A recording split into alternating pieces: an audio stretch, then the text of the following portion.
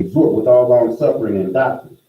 For the time will endure sound doctrine, but after their own lust shall they heap to themselves teachers, having itching ears from the truth, and shall be turned unto fables.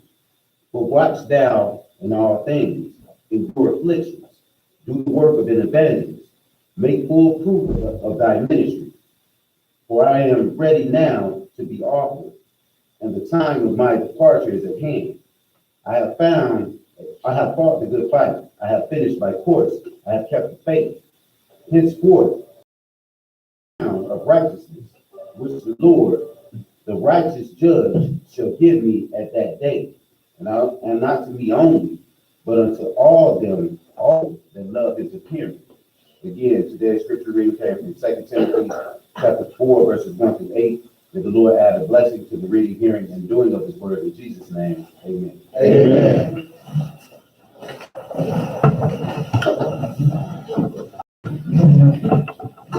Blessings for you guys on the Lord's side today. Praise Jesus.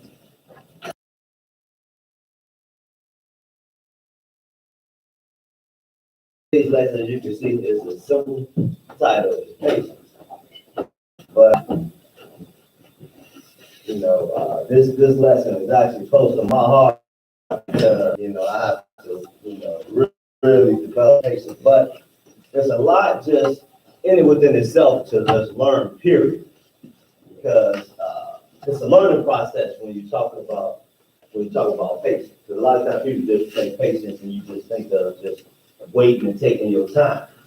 But there's more to that. When you start to understand what patience is, it gets more in detail into that. And when having patience is a godly thing that we all need to have. And with the brothers I ride with, because you tend to flock with people who kind of sort of are like you are. So this lesson is touching on a lot of the stuff that I got to deal with within myself. But it's a broad range. It should touch, Lord willing, everybody. And mainly my brothers is with me too, because they in that same struggle like I am. And many people are too. When I'm saying that we go along. And when I deal with patience, it's also about learning how to understand and be godly, because that's part of patience, is part of being godly. And we're gonna see that, Lord willing. It's something that we all must attain and do, because hey, without that, man, you ain't gonna be able to learn too much and understand too much, be able to deal with too much. And I know a lot of times people don't have a lot of patience, period, in this world. It's just, pretty much, try to veer away from certain things and not deal with certain things. Basically, it's like a trial, but you become God and understanding things. So you can't always run from adversity. You can't always run from things that irritate you, because those are the things that you need to deal with to make you whole. So that's what this lesson is to show you that, hey, patience is something that we all need and we must attain, mainly to get into the kingdom. Without that, man, I got some work to do. And it means a whole lot. He's got a definition. I'm gonna have him read it. I put it in your phone. I sent it to him. Matter of fact, I was up about 1 something in the morning. About 2 o'clock. I was at church last night. I got home about 12. And still was doing my lesson at that time. But in essence, I want to read this definition. Sometimes when you see patience and all that, you look at things a little differently. So when he reads this definition, we're going to understand a little bit more to it, a little details into patience. Get a little more broad. Let me know when you did that. He did the right thing. He shut his phone off so it don't, interfere with the lesson. But I said to him, early in the morning was really, early in the day, but it's night. Because you know how bad you think. But anyway, so that he can have it to read to us. So whenever you get there, let me know. If not, I'll give you my fault in the yeah. Look at that. You know what I'm saying? You gotta hide. Trust me, you gotta hide. And it's got to be that way because we get angry, we say things, we do things that we ought not to do, and it's because of that. And it's a struggle for me because I'm used to blowing up at a whim, and you can't operate like that if you're gonna be in the godly manner. You gotta be patient because you can look at things as if when you're dealing with the Lord, patient the Lord is with us. Look how the children of Israel, when you're gonna read something how they was in the wilderness. I mean, you gotta have some patience, man. You gotta have it. So he's gonna go ahead and now. See, we got patience. Look at that. Look at that. He's gonna go ahead and read. Go ahead and read that. Patience. Now, the quality of being patient has the bearing of provocation, annoyance. So you say a provocation. No, that's like for somebody provoke you. Say something crazy right back. But hey, you gotta hide it. Go ahead, keep on. Provocation, annoyance, misfortune, or pain, without complaint. See, he's telling you also, hey, when you not having patience, hey, not only do you have to be calm, you can't even complain. So if you going through some stuff in your life and you got issues going on, hey, the Lord tells you, hey, don't even complain about it. And we're gonna read that throughout the scriptures, gonna explain you like that. Even down to when you even got nothing to eat. The Lord said, hey, don't even worry about that. Right. He tell you to hey, be cool. So that's something that we have to develop. So even going through some trials, we all have issues we go through, money, bills can't get paid. Lord said, hey, don't worry about it. Trust me. And this is to show you something right now.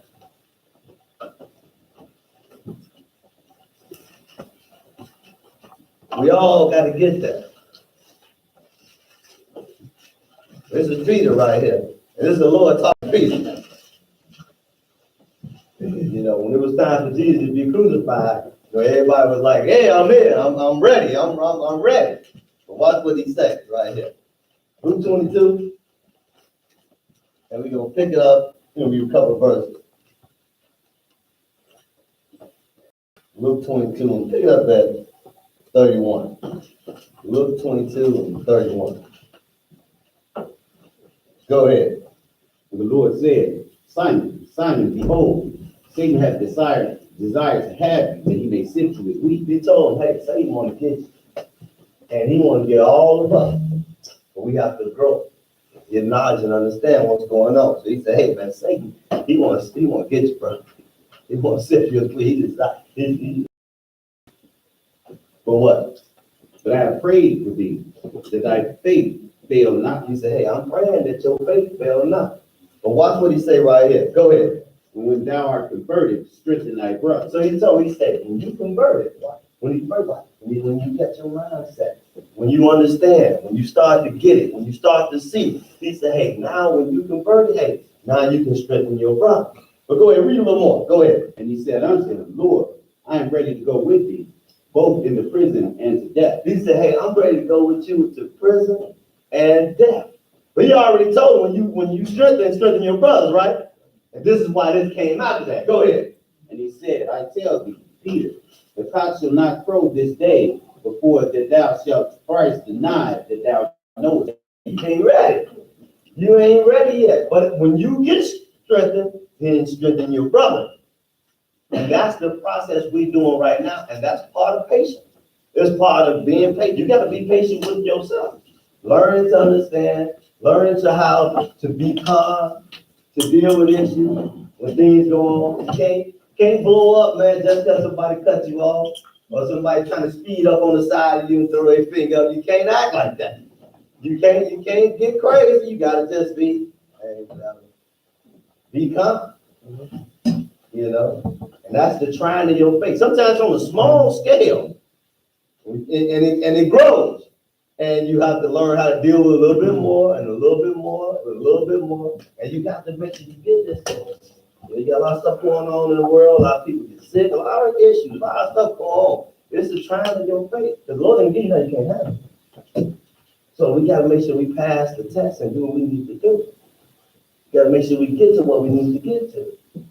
So we gotta understand that. That's why he was like, I'm ready. And the Lord like, man, for this crow, man, you'll deny me, bro. You ain't ready. I told you, hey, but when you do get strengthened, then I pray for you, then you strengthen your brother, then you're ready. But it's a process. And we all have to grow and get and gain knowledge and understand what it is that the Lord is doing so we can get where we want to get to. But trust me, I know patience is tough. It's tough to be calm. That's why the Lord said, somebody smack you, turn the other cheek. You're like, nah, somebody smack me, I'm smacking you back. They even got a little saying, you hit me, I'm gonna hit you back. But that's not the mindset you want to have. Not that you're supposed to be like people slap you around. I ain't never talking about that. But in saying this, you gotta have some restraint, is what he's saying. Make sure you understand and have some restraints on what's going on. Understand who's behind the scenes. Understand who you dealing with and why you have the issue that you have. That's the stuff you want to look into and understand what's going on and say, you know what, I already know what's happening. So that when you go through adversity, when you go through things in life, when you have problems, you can just walk by and be like a cat in the world, ain't no cat in the world. Have that faith. And it's a fine line between it. The difference between somebody who just don't care, right? Who just don't care, like this dude, this got faith. No, he just don't care. No, the difference between that brother that don't care is he ain't did what he's supposed to do. You know what I'm saying? You do what you're supposed to, and you done been honest, a good person to the best of your ability. Hey, you can sleep good at night. You can sleep fine. You can be okay. Because hey, you did what you're supposed to do, and you're not worried about it. Hey, I did the best I could. I tried to be as righteous as I could. I did what I did. Hey, I'm good. And from that point on, when you release that tension, when you release that pressure, and you start to not to worry about it, let the Lord deal with it, man, you feel so much better. And you're all good. And trust me, you just walk up. Why? Because you know you do what you're supposed to do. But let's go further. Let's go to Exodus 16.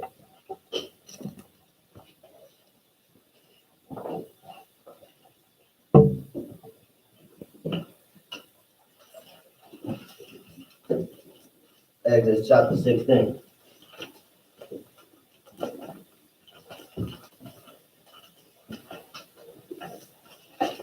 It's a growing process, but hey, it takes time. You get there, that we can get there. Because I know some of my brothers here that be riding with me out, boy. Their patience on the minimum. It's next to eat. They come in with the tank on low. But hey, it takes time to get there. Yeah, it takes time, man. And this, like I said, this is dear to me because I'll be on E too. I'll be ready to snap and what you say to me? Like, brother, I'll lay hands on you, brother. But you can't operate like that. You can't be like that because hey, that's we have to understand that that's also the trying of your faith. And that's get you where you need to get to. So you got to understand and be humble and be meek. Which is what Moses had. You're going to read it or something. Exodus chapter 16. Pick it up at verse 3. 16 and 3. Go ahead. And the children of Israel said unto them, would to God we had died by the hand of the Lord in the land of Egypt, when we sat by the flesh pots. Look, they talk about food. Then ain't this what we was just going through? About the problems, and we can see right here, this is why they was in the wilderness for 40 years. Why? Because they didn't believe in God. They weren't focused on God. And they doing exactly what we just went through thorough, Lord willing, about what it is that you shouldn't be getting tripped up and why we get tripped up with it. They up here talking about some flesh pots. I wish we was back in slavery and we had some flesh pots. Go ahead. And when we did eat bread to the full. They eat bread to the full. Go ahead. When you have brought us forth into this wilderness to kill this whole assembly with hunger. See, the Lord say he suffered your hunger, right? Because he's trying to get them to focus on them. And that seemed like that did the opposite for them. They just kept kicking and rebelling even more and more. Not sitting up here trying to focus on what the Lord is trying to show you. That's why he said man can't live by bread alone. Because he's trying to show you an example of how you're supposed to think about me. And they continue to go the wrong way. Go ahead. Then said the Lord unto Moses, Behold, I will bring bread from heaven for you, and the people shall go out and gather a certain rate every day, that I may prove them, whether they will walk in my law or no. So he let him know, he said, hey, it's gonna show you. But then this is the growing right here. That's why he's talking about proving it, right? He's showing them, hey, you got to start growing in this thing. You got to start understanding what this thing is and start getting knowledge and start learning. You got to start moving forward. You can't stay stuck. So he told him, he said, in verse 4, he said, then the Lord said unto them, behold, I will rain bread from heaven for you, and the people shall go and gather certain every day, that I may prove them whether what? Whether they will walk in my law or no. Go ahead. And it shall come to pass that on the sixth day they shall prepare that which they bring in, and it shall be twice as much as they gather daily. So he told him, hey, but on the sixth day, which we know that's going into the Sabbath, right? He said, you're gonna gather in twice, so you can be ready for the Sabbath, which is what we do. We get a prepared food, no cooking, so forth and so on, right? You've been prepared for the Sabbath. Go ahead. And Moses and Aaron said unto all the children of Israel at the evening, then ye shall know that the Lord hath brought you out to the land of Egypt. And in the morning, then ye shall see the glory of the Lord, for that he heareth your murmuring against the Lord. And what are we that ye murmur against us? See, when they face start to be trial, they start to go through things and start to, when people say, hey, they murmur, they complain. And notice something when you complain, people don't think about this, but when you complain about stuff, they was complaining, they complain about God.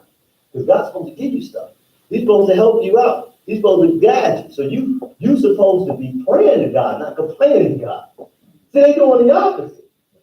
You go do some things and you have problems, you sitting up here murmuring and complaining and not praying. So you're doing something. But then where do you think that comes from? That's what he says, sufficient of the day is the evil thereof. So now you see that they ain't trying to focus on God, they just complain. But now we know the mind that they have. Instead of them seeking God, okay, why is he suffering us the hunger? They worry about complaining and what they ain't getting and all that. And Moses like, hey, why y'all complaining to me? You murmuring, but you murmuring to God. So you keep that in mind. Once you start to murmur and do things and complain about stuff, hey, keep that thought in mind. Let's go, skip down to verse 11. Go ahead.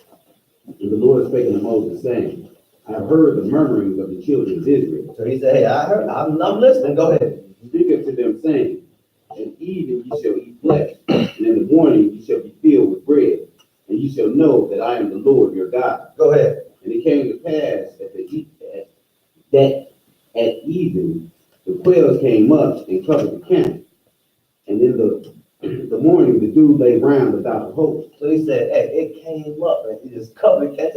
He told me, I'm gonna give you so much, it's gonna be coming out your ears. But go ahead. And when the dew that lay was gone up, behold, upon the face of the wilderness, there lay a small round thing, as small as a hoarfrost on the ground. And when the children of Israel saw it, they said one to another, it is manna, for they wist not what it was. And Moses said unto them, this is the bread which the Lord hath given you to eat. This is the thing which the Lord hath commanded. Gather up it every man according to his eating, an omer for every man, according to the number of your persons. Take ye every man for them which are in his tents. And the children of Israel did so and gathered some more, some less. So some gathered some extra, some less. They were talking about they needed a lot, right? But go ahead.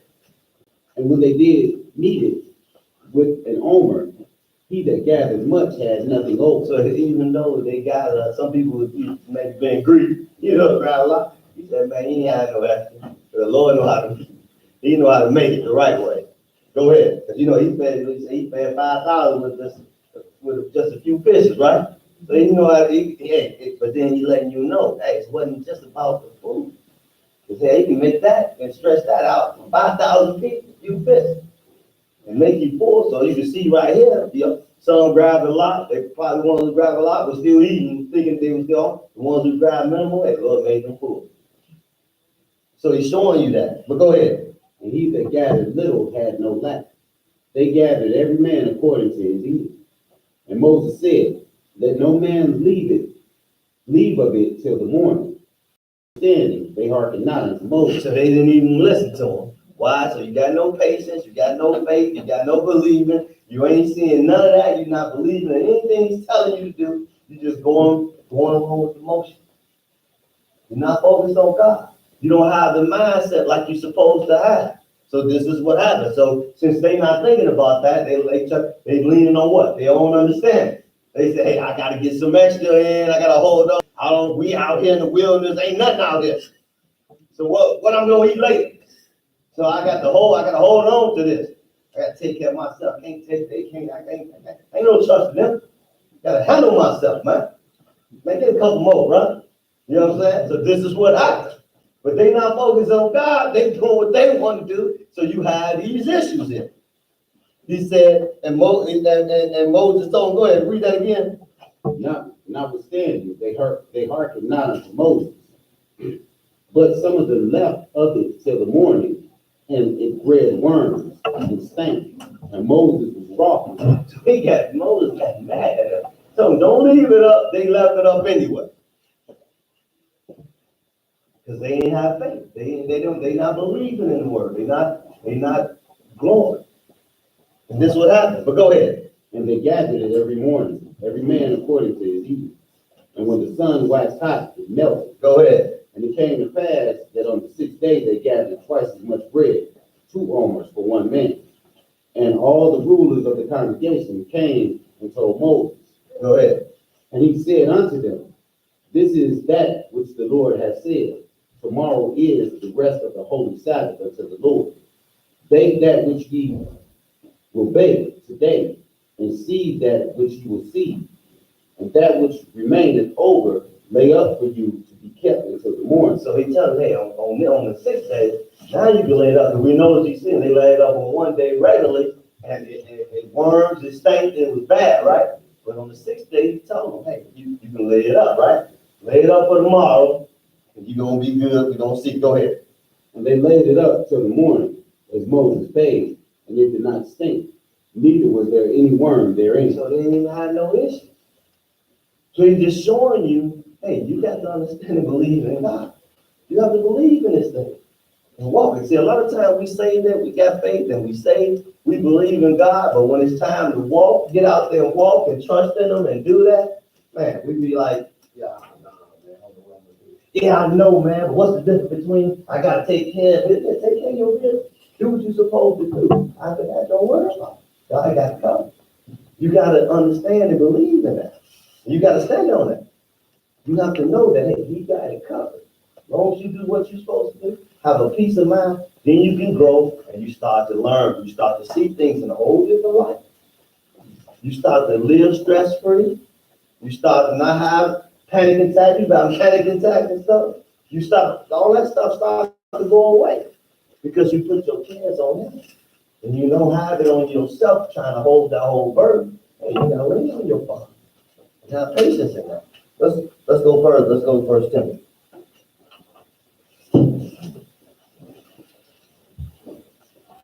1 Timothy chapter 6.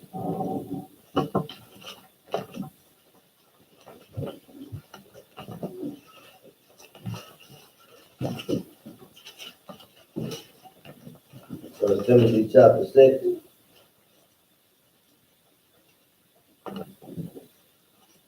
I'm going to pick it up at verse 6. 1 Timothy 6. 6. Go ahead. But godliness with contentment is great gain. So he's letting you know, hey, he's telling you right now, he's saying right here in verse 6. Read it again. But godliness with contentment is great gain. So if you would get to be having godliness, you have to be content. And when you're content on where you're at, it's great gain. I know people got goals and they got stuff they want to do in their life. Hey, that's fine. But know one thing. Wherever you state you're in, you gotta learn how to be all right with it. You gotta learn how to be fine with right where you're at. And like I said, you can move further and do more and grow all the time. Hey, just be good where you're at. Because you wouldn't be there if the Lord didn't want you there. So you in the condition you in the state you in, the position you in, you where you are because hey, that's what you can handle. You want better, hey, you gotta go in grace, you gotta go in knowledge, and then hey, things will move better. Then you'll be able to handle more. So he said, but God is with contentment is great gain. That hey, as long as you be content, that's gain. Go ahead. For we brought nothing into this world, and it is certain that we can carry nothing out. So he's letting you know that hey, and see that's something within itself is significant because you didn't come in here with nothing. See, and that goes past us like a bullet because it's showing you that in essence, with everything that goes home, hey, you didn't come in with nothing, you ain't gonna leave with nothing. I just letting you know, hey, don't be focused on the stuff that's around here. This all temporal. Don't worry about this stuff. I tell you, don't worry about what you're gonna eat. Don't worry about what you're gonna drink and what you're gonna wear. Don't worry about that stuff. And that's daily stuff that you do need, please. Don't hide that. That shouldn't be your end all be all. That shouldn't be what you're focusing on all the time without thinking about God. And that's why he tell you, he said, well, God, with contentment is great gain. Hey, I'm good wherever I'm at. I'm good right where I'm at. So he said right here, but verse 6 said, but God with contempt is great gain. For we brought nothing into this world, and it is certain we can't carry nothing out. We brought nothing in, and it's certain we can't, you ain't leaving with nothing. It ain't gonna happen. Go ahead. And having food and raiment, let us be therewith content. See, be content with that. You see how they was, right? They was just murmuring and acting crazy about it, not focused on God, not seeing it.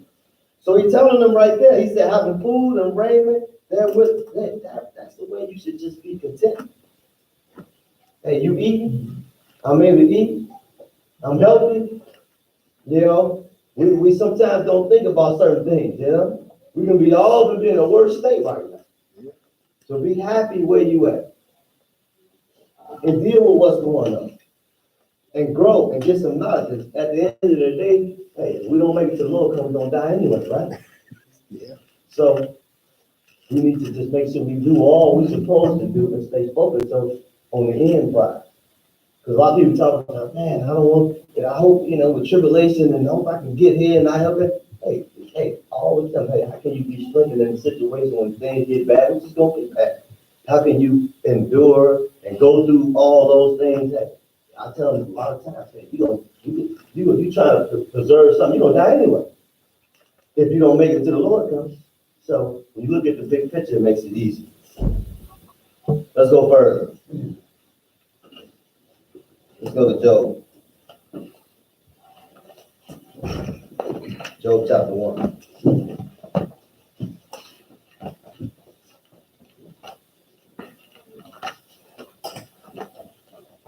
Job had this mindset too. He understood exactly what it is and what it is, how you should be thinking to have a godly mindset. Job chapter 1. Job chapter 1, and pick it up at verse 20. And we all quite read it. If you haven't read it, he was being tried right now. Lost his family, kids, a whole lot of stuff, money, everything was gone. Lost a lot. Way more than what we lost. And his faith, his patience, all that was being tried at that time. But keep in mind that, hey, the mindset that Job had at the end of the day is what we just read about being content. He had that same mindset, which is what we all should have, when it all boils down to have knowledge and understanding of what it is what we deal with. So let's go to Job and pick up at 20. Go ahead. Then Job arose and rent his mantle and shaved his head and fell down upon the ground and worshipped. And watch what he said. Go ahead. And said, naked came I out of my mother's womb. And then that what we just read, right? That you didn't bring nothing in, you came in with nothing, right?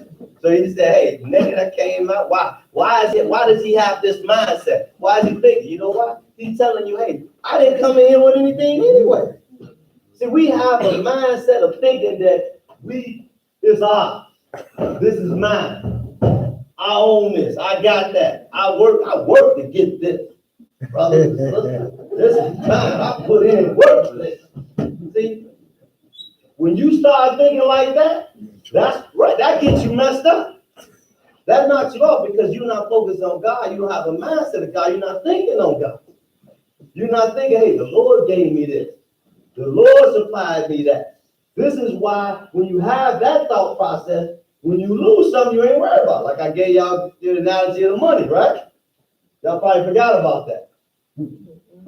You ain't forget? But that just show you that, hey, at the end of the day, hey, you ain't got to worry about it. That's why he said naked. He came in. He came in with nothing. Because like the analogy was, if I gave everybody $100 and y'all all lost that $100, you wouldn't feel as bad if you worked for it, right? You feel a lot worse, right? But why would you? It's still money. Same thing, still $100. You know why you would? Because you don't put the owner of the property on like I did this on that because I gave it to you. So you're not looking at it in that same aspect. But if you take that mindset and put it on God gave that to you, then you would think of it just like somebody gave it to you. And that's what you're supposed to have. And that's what Job had. That is the mindset that Job had. He had that mindset. All this God gave to him. So when you lose it, like if I gave all y'all $100 and you lost it, can't get it anyway because I ain't even get paid. But if I had it and I gave it all to you, hey, you wouldn't, you'd be like, oh, I lost it. Well. Instead of when you made the $100, you'd be, ain't no patience going out the door. But if you think about God gave it to you, then you don't have to fret about it so much. And that's the mindset Job had. He was rich. He had all the animals. He had money. They say he was the richest man from the East, right?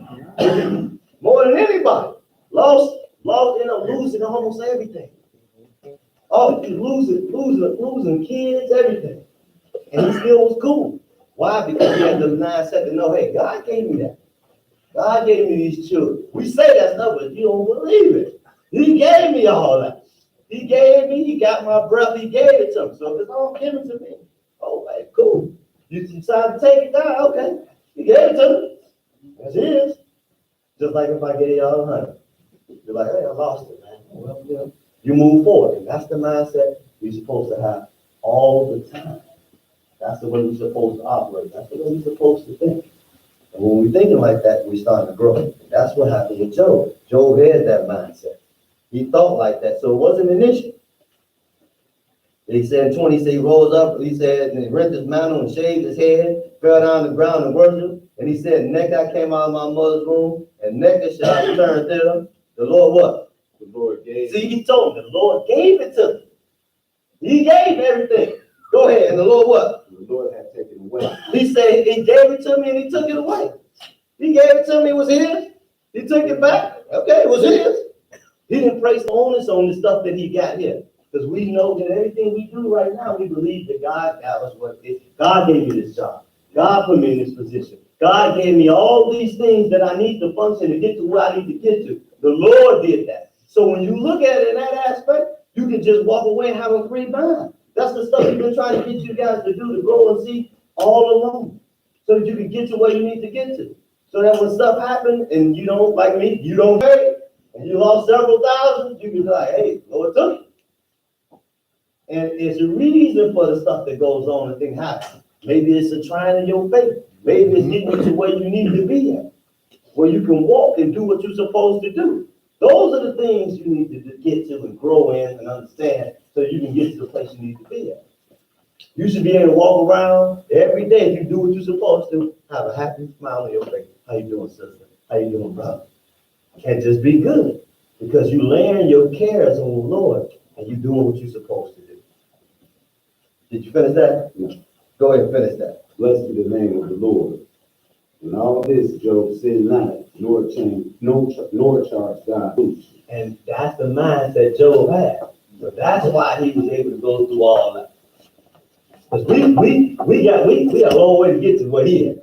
We are fret when somebody stepped on our foot. Man, you stepped on my shoe.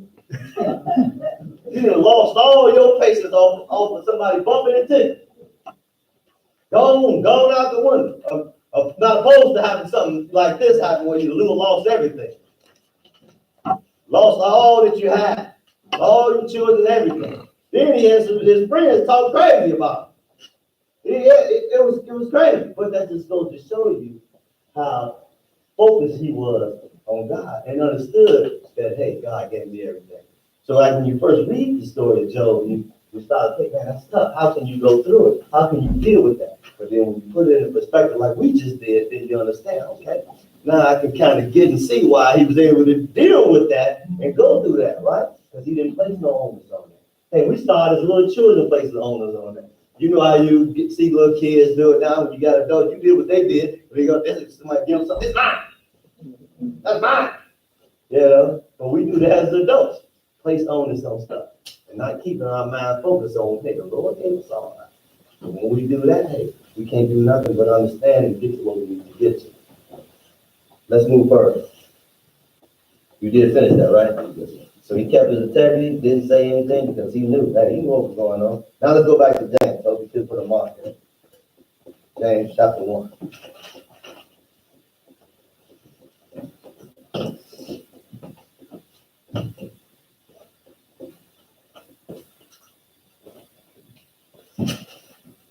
James 1. You're going to pick it up at verse 5. 1-5. Go ahead, brother. Continue if you lack wisdom, let him ask of God.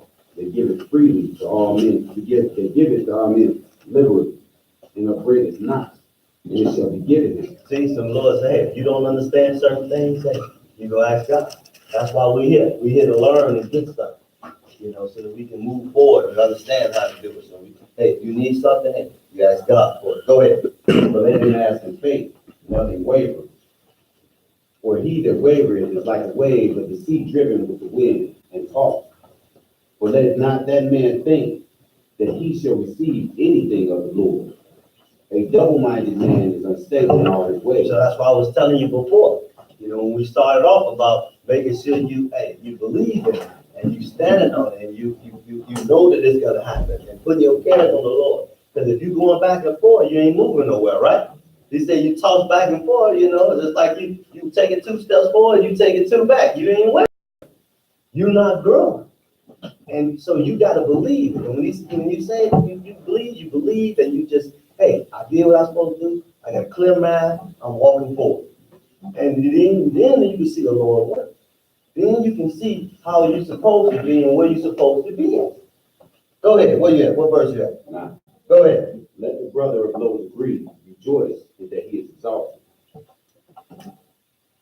Hey, let them go. Skip down to 12. Go ahead. Blessed is the man that endureth temptation, for when he is tried, he shall receive the crown of life. So he said, hey, blessed when you endure temptation, because when you try, you receive the crown of life.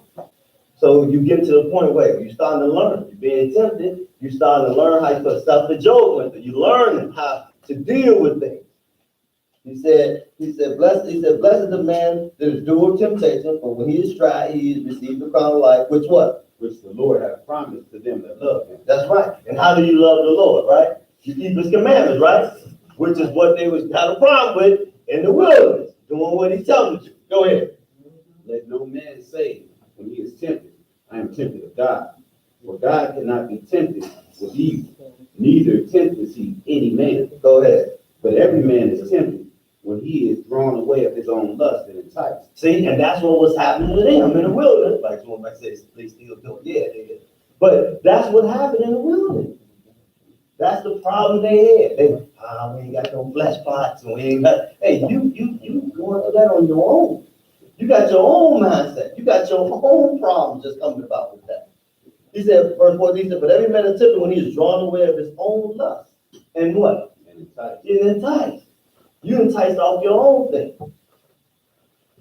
This is your own issue. This is some stuff that you want.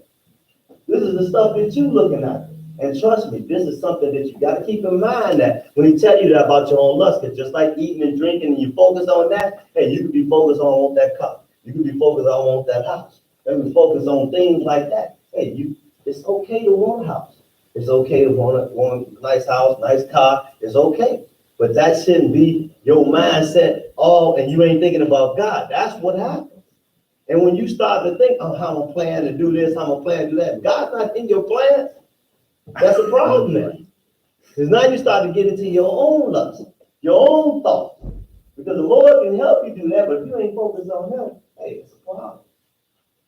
If you want to get to where you want to get to, God should come first in your mind, thoughts of everything you do. So that way, hey, everything is clean. So whatever you go through, when you get something, you know it's right. It's just behoove you to do that. You know why? Because it relieves so much stress. If you go through the will of God and you pray to the Lord and you fast and you want to get this job or get something, and the Lord make you happy, hey, it'll be a peace of God. But if you ain't focused on God and you just trying to do it on your own, I did that. Like Joel mindset wasn't like that. I put myself in this position, bro. I'm the one who did that. I did that. Now when you get to that job will probably be hell. So we all should have the mindset of getting it how the Lord gets, so you don't have those issues. Lord put it out there for you, and you wait on the Lord, and you have patience, and He let Him give it to you. Hey, things will go a lot better in your life. It'll be a lot easier for you. But when you don't do those things, that's what tends to happen. Go ahead, where you at? 15. Go ahead. Then when lust hath conceived, it bringeth forth sin. And sin, when it is finished, bringeth forth death. Yeah, that's always the end of it. He said, first of all things, but every man is tempted when he's drawn away with his own lust and entice. Because you're not focused on God, which is what we saw in the wilderness, which is what a lot of people do. He said, then when lust have conceived, when you going that way because you're lusting after something, because you don't have the mind of God, you're not thinking about God and your plans and what you're trying to do. It's all about me, my. Then what happens? You get hey, this is what happens. He said, then when lust conceived, it bring forth sin. And what?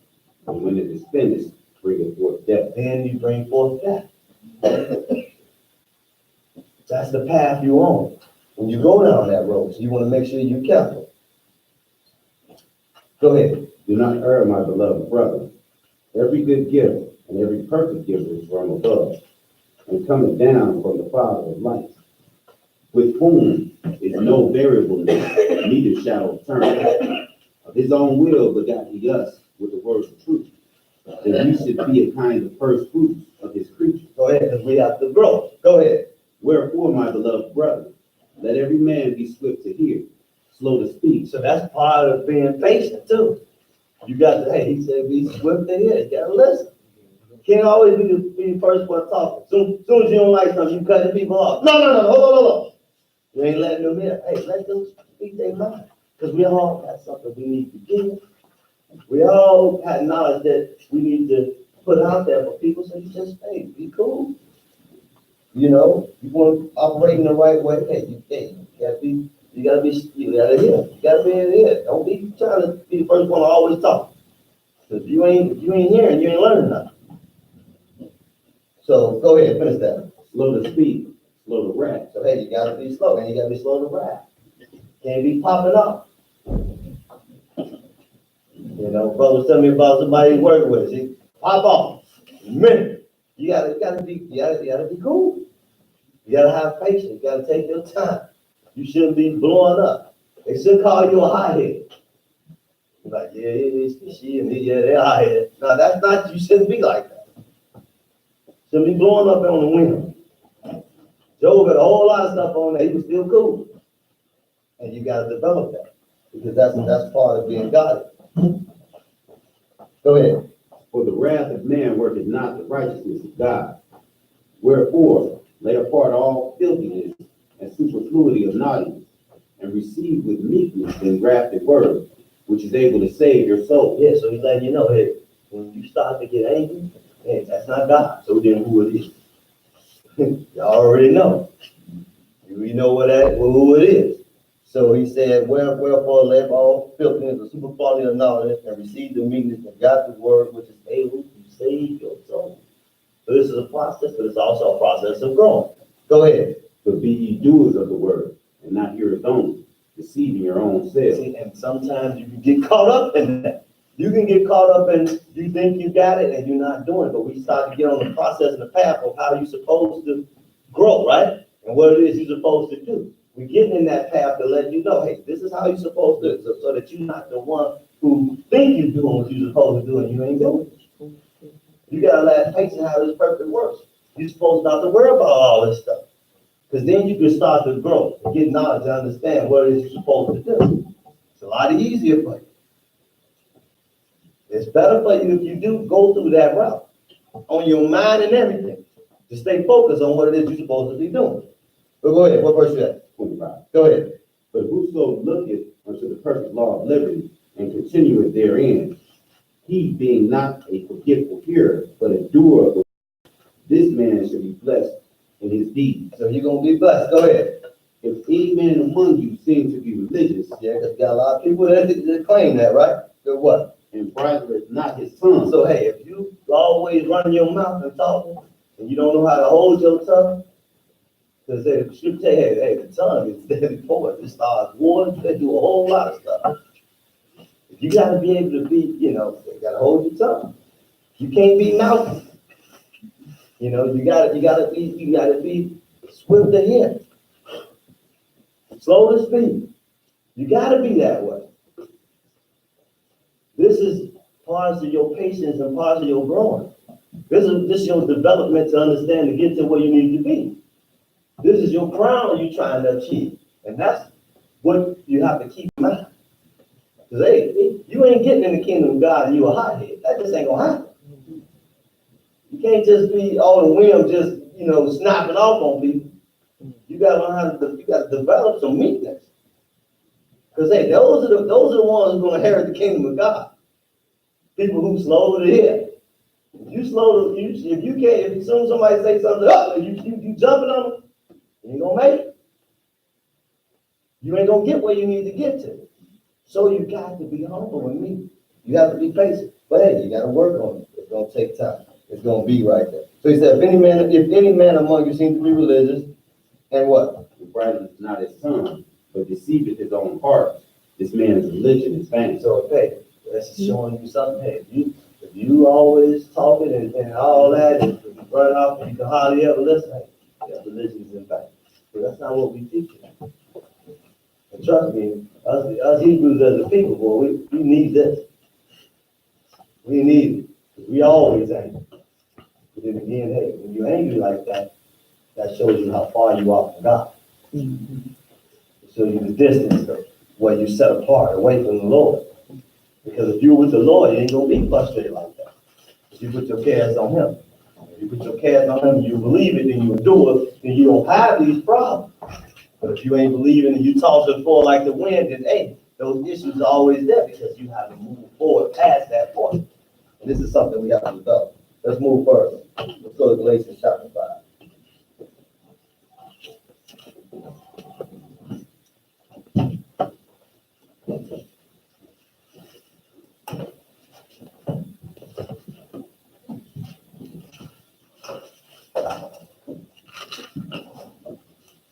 Galatians chapter 5.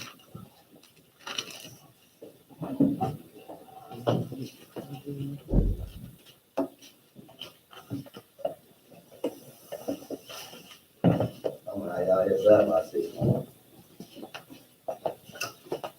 I get winded up there. Trying to be up there like Nate just talking too much. Galatians chapter 5.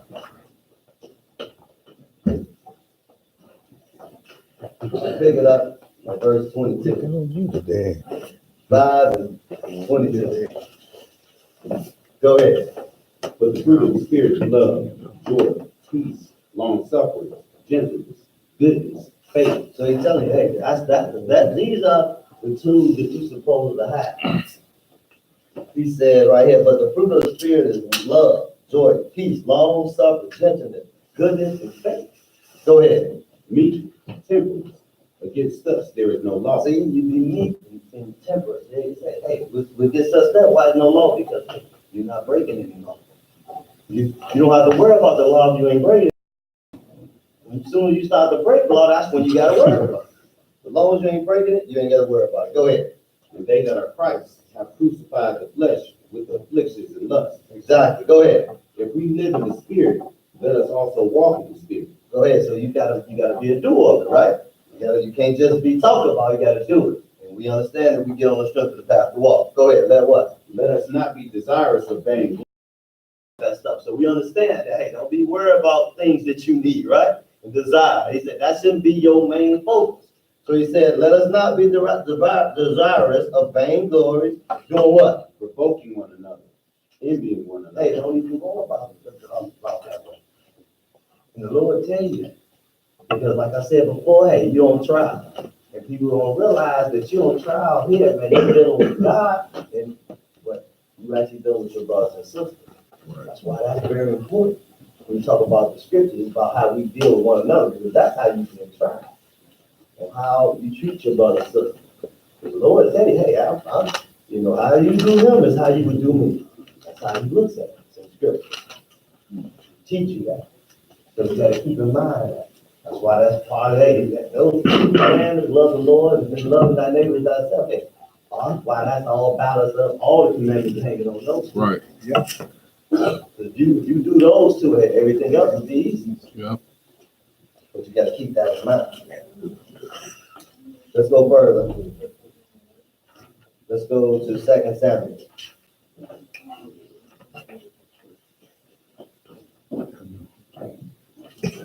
Now we're dealing with King David here.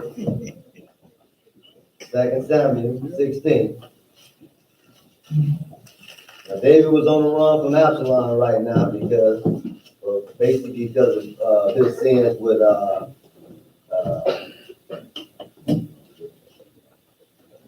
Bathsheba. So he on the run from Absalom. He gained the trust of the people and basically took the throne for a little while. So he on the run. So he having this confrontation with another brother who really don't even know what he's talking about. He really got his story, his facts twisted up, because Saul was king first, and normally with Israel, the kings from the son to the next son, that's how it goes, and basically your sons be kings. But then the Lord kind of removed Saul because he didn't believe in him, which is what Israel good for. They didn't believe in God, so he got removed and he put David in his stead. So this brother seen some issues that he had with Bathsheba between the Lord. Got nothing to do with Saul, because Saul was done by the Lord. But he didn't know that. So he got a problem with David. And since David on the run, he assuming some stuff because he Absalom was going to try to kill him. So he on the run right now. So this brother thinking, and he's from the same tribe that Saul was from. He was king of Israel, first king of Israel. And so basically he's thinking that this is an issue because of what he did with Saul, which ain't nothing to do with that. He don't even know. So, but we're going to get into reading it. 16 and 5. 2 Samuel 16 and 5. Go ahead. When King David came to Bahurim, behold, this came out a man of the family of the house of Saul, whose name was Shimei, the son of Gera. He came forth and cursed still as he came. So he out there swinging at him. Yeah. He out there talking crazy, cursing at him and everything. Watch what else he did. Go ahead. And he cast stones at David, and at all the servants of King David, and all the people and all the mighty men were on his right hand and on his left. So he not only that, he throwing stones. They stoned people back then. Mm-hmm. He throwing stones at all these people that's out there. But go ahead. And thus said Shimei when he cursed, come out, thou bloody man, and thou man of Belial. So he's like, hey, you the man of Satan. Come on out. So he's throwing rocks, and watch what happens. Go ahead. The Lord hath returned upon thee all the blood of the house of Saul. See, that's what he was thinking. That was on his mind, which we read scripture. This ain't had nothing to do with that. But he thought that was because of that. So he's cursing, he's throwing rocks. What else he doing there? In whose stead thou hast reigned, and the Lord hath delivered the kingdom into the hand of Absalom thy son. And behold, thou art taken by thy mischief, but because thou art a bloody man. So this is what happens when you don't know what you're talking about. But in essence, he going about it, throwing rocks at him and everything, saying, yeah, you bogus, right? Go ahead. Then said Abishai, the son of Zeruiah, unto the king, why should this dead dog curse my lord the king? So he had what we would say now, David had some goons with him, you know what I'm saying? And he was like, man, why is he disrespectful and acting like this? What do you want to do to him? Go ahead. Let me go over, I pray thee, and take off his head. He said, man, let me go take this dude's head off. He over here throwing rocks, he bogus, let me take his head off. But watch how David responds to this. Go ahead. And the king said, what have I to do with you, ye sons of Zeruiah? So let him curse. He said, no, if he's doing that, let him curse. Let him do what he gonna do. Go ahead. Because the Lord has said unto him, curse David. So he said, hey, if he's cursing, hey, the Lord bid him, because he believed in God, right? And if you believe in God, and God let it happen, then you, hey, it is what it is, right? So, and you, why? You ain't worried about that. He ain't pumped up. He ain't quick to just jump off the back. Yeah, you know what? He go take his head off. Bring it over to me on the plow. No, he ain't like that. He's the humble, have a mind of God, and have understanding. He ain't worried about all that. Right. He know the big picture. He looking at it, he said, what I'm gonna do with y'all, man? He said, if he cursing, man, let him curse. Because they even know, hey, we all know within our hearts, hey, we all ain't clean, we all done something wrong. We forget that. When other people, when your people going through stuff and you be like, oh man, there's something wrong. You forget the stuff that you done been through. Right. And what you've been forgiven for. You forget that real quick. So you gotta keep in mind, hey, I ain't nobody. You know what I'm saying? Hey, I've made a mistake. Hey, who am I to say anything? You gotta be quick, but if you slow to speak, you can take the time to think. But if you're saying it real quick, then you just jump the cup. You did what the son of the rock. Man, I'll take this out. His head is right out to the off. Too late. Hey, and the thing is, when you are godly and you do things in godly manner, don't mean that you gotta let somebody slap you and don't nothing get done about it. He said, give you the cheek, just let you know it's a way to go about it. Because when you read, we ain't gonna read all this. I can't even get past 6, 7 verses in there. But when you read the scripture, you come find out, hey, he got his due. He got dealt with. But he got dealt with in a manner where it was godly. See, that's the thing. Things can get done. You can get almost anything your heart desires on this earth if you go about it the right way. You got to go about it the right way. And so David was telling him, like, hey man, this ain't how we do it. But go ahead. Where you at? In the middle of that, right? Yeah. Go ahead. Who shall then say, wherefore hast thou done so? Go ahead. And David said to Abishai and to all the servants, behold, my son, which came forth of my bowels, seeketh my life. How much? But this dude didn't stop though. Watch with this cat. This cat kept going. Go ahead. Let him alone and let him curse, for the Lord hath bidden him. See, this is what happens when people who act like they want to fight, but really don't want to fight. And then when you get out there and fight, somebody holds you back, and you get more tougher. First you was like, what you gonna do? Then as soon as they grab you and say, hold you, then you start straight ready. Come at him. So this is what happened. And this is what happened. So they didn't do anything with him. Because you real tough with somebody in between. Yeah. So this is what happens. So they didn't do nothing. They didn't take his head off. Watch what he do. Go ahead. It may be that the Lord will look on mine affliction, and that the Lord will requite me good for his cursing this day. Yeah, so he said, hey, let him do that, and the Lord look at me different. I'm letting him do. I could have took his head off, but I didn't. So maybe I can focus, and Lord help me out, but I didn't go down this path. Hey, I'm in this position. He knew I'm in this position. I'm in there for myself, because I put myself in this position, and I understand that. So let me take my stripes and my beatings and understand. Even when your cares are taking your stripes and beating, you can have some peace at that. Yeah. Like, hey, I'm getting my beating, man. Hey, Lord merciful, hey, give me on the next thing. You know what I'm saying? You're going through hard times. Hey, I lost money. Hey, I'll be looking for the legs. I say, hey, Lord, no. Man, see what he got for me tomorrow. You know what I'm saying? Yeah, so I don't even worry about it. So, but look what happened with this brother, because he didn't do nothing to him. But go ahead. And as David and his men went by the way, Shimei went along the hillside over against him and cursed as he went and threw stones at him and cast dust. So this dude steady following. Throwing stones, kicking dust, almost like he playing baseball with umpire. He tough. You see, you get real tough when nobody don't do nothing, they walk away like, yeah, you better go. It's one of them boys would turn around and he would have probably ran. He would have took off and ran. As the old saying, people say it's been 40 going north, you know.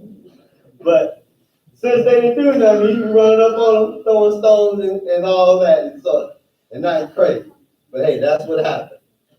Go ahead. And the king and all the people that were with him came weary and refreshed themselves there. So hey, they finally just, hey, they can't worry, hey, ain't you worry about that, dude.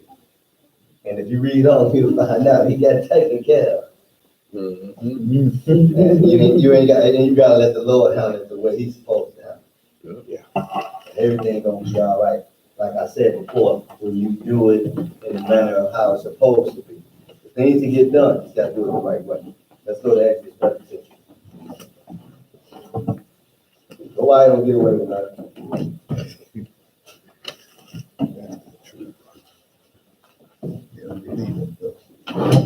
If I had heard stories or something, somebody did some evil to you, and you come to find out something happened to them. Hey, you ain't gotta worry about it. Don't worry about it. Lord will take care of it. You just do what you're supposed to do, and everything else gonna go. You ain't got to have it in your heart like you need to. The Lord tell you what, vengeance is mine, right? And he said, also, I will repay. And if you believe that, you say, hey, all you can do is have a mindset of God and say, man, I pray for this brother get it, or his sister get it before this happens. Because you already know in your heart, hey, man, ain't looking good the road they're going down. You can have some faith in that. Exodus 32.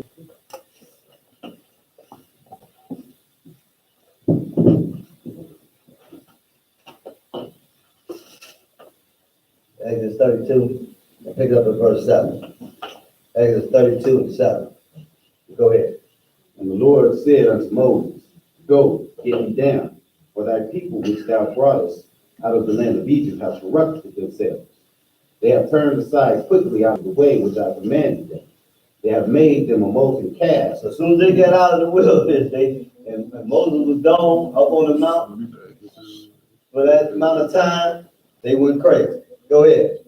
And have worshipped it, and have sacrificed thereunto, and said, These be thy gods, O Israel, which have brought thee up out of the land of Egypt. Go ahead. And the Lord said unto Moses, I have seen this people. He said, I've seen them. Go ahead. And behold, it is a stiff-necked people. And you noticed that already when you try to talk to your family members. He's like, man, these people, boy, they bad.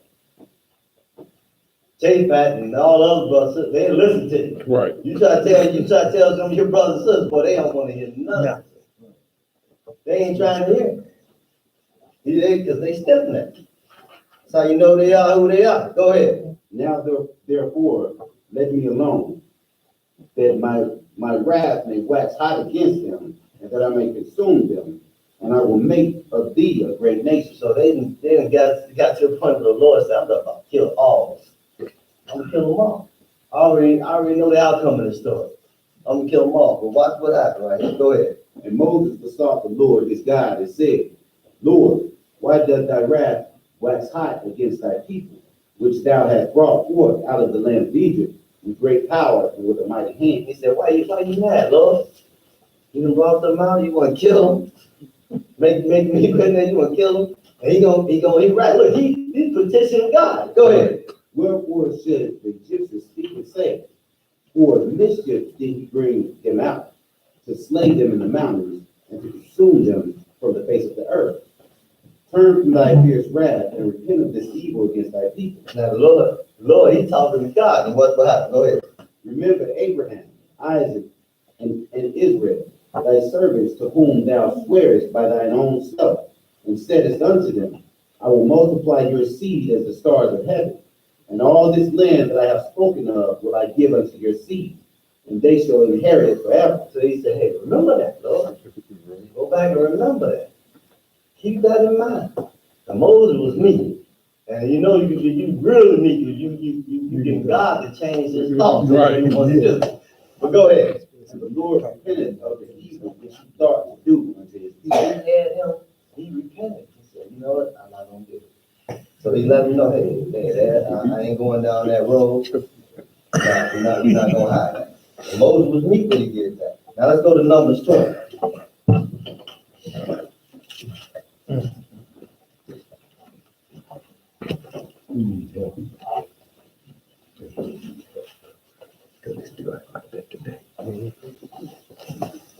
Numbers chapter 20.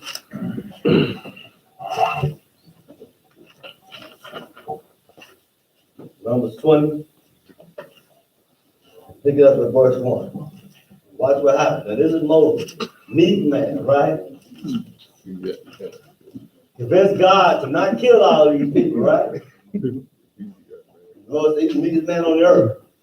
Watch what happens right now, dealing with these stiff-necked people. Go ahead, 21. Go ahead. Then came the children of Israel, even the whole congregation, into the desert of Zin in the first month. And the people abode in Kadesh, and Miriam died there and was buried there. And there was no water for the congregation. And we already know what happens when they ain't got no water and no food, right? They start tripping. Because they ain't focused on God. Go ahead. And they got themselves together against Moses and against Aaron. So now they got puffed up on. They rose up on Moses and Aaron. Why? Because they ain't have no water. This is why they mad. I'm thirsty. Go ahead. And the people showed with Moses and spake, saying, would God that we had died when our brethren died before the Lord? They tripping, man. But he told you, I seen these people, right? They still there. Let me kill them. Because I seen them. But you know what? We already know the outcome of all of them died anyway. Right. They all died anyway. They did not make it out the wilderness. So, hey, things can get done. It's going to get done regardless. If you know, hey, as time go on, you don't do what you're supposed to do. So they done told with him, they mad because they ain't got no water. So he said, the people told with Moses and spake, saying, would the God we had died with our brothers before the Lord said, we should die back then. So they already have that mindset. But the Lord knew it anyway. That's why he said, let me kill him. But then he knew, he said, hey, they're going to say, you brought him out here. So that's why I said, 4 years, I'm just going to kill all of you. 4 years in the fish. And we're going to move forward with your children, what you said going to be afraid. They're going to get in, you ain't get nothing. And you should all of them end up dying off, but go ahead. And why have you brought up the congregation of the Lord into this wilderness? That we and our cattle should die there? So they talk crazy. Go ahead. And wherefore have you made us to come up out of Egypt, to bring us into this evil place? Because you ain't got no water to eat. You sitting up there getting beef and slavery and all that. You ain't got no water, so now you hurt. Go ahead. It is no place of seed, or of figs, or of vines, or of pomegranates. Neither is there any water to drink. So you ain't got nothing to eat and drink, so now yeah. But you already fine. You wouldn't be any that crazy like this if you really need some water to drink, right? Right. You seen somebody who can fast for a little while, you see what happens there, right? Yeah. They ain't there. Kids sit down, they ain't running around, they be cool. They ain't none of that. So obviously you get enough told and jump up, so obviously you ain't that thirsty. But anyway, but go ahead. Moses and Aaron went from the presence of the assembly unto the door of the tabernacle of the congregation, and they fell upon their faces. You know why? Because they know when you talking crazy like that, you ain't talking crazy to me. You ain't murmuring to me, you murmuring to God. Right. When you complain, like I said, keep in mind, when you complain about stuff, man, you complain about God.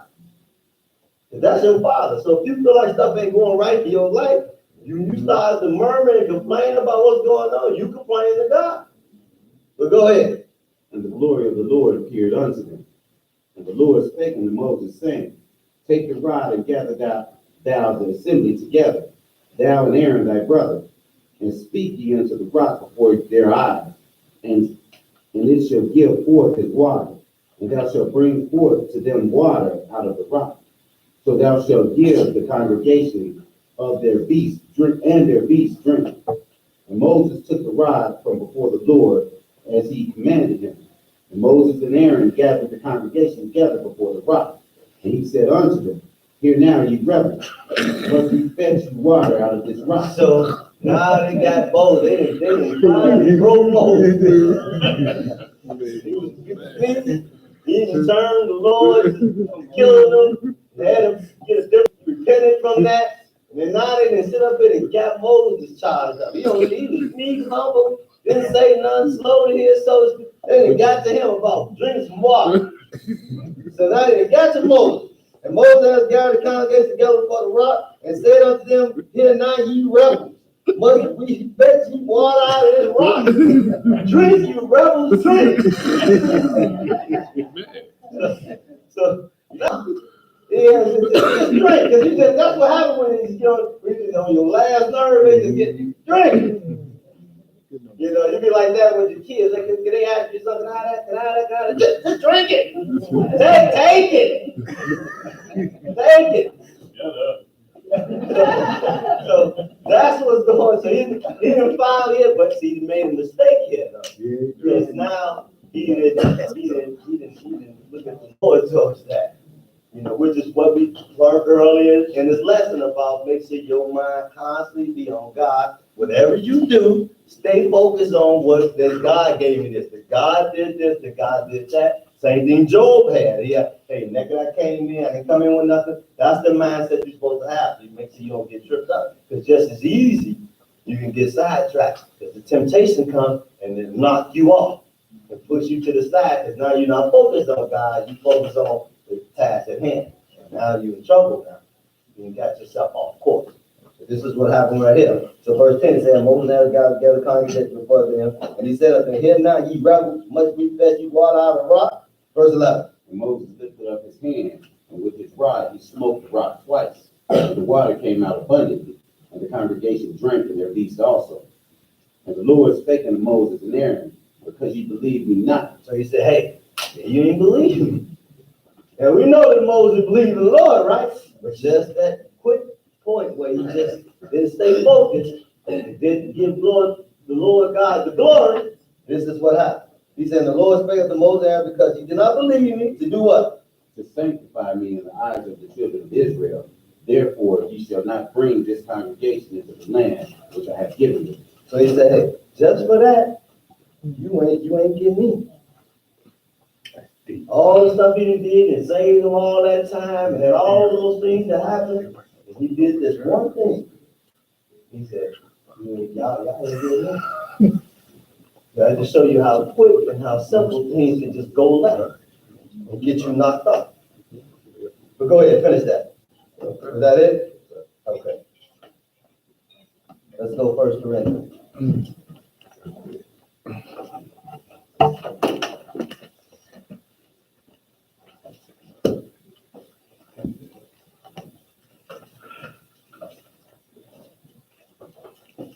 1 Corinthians chapter 10.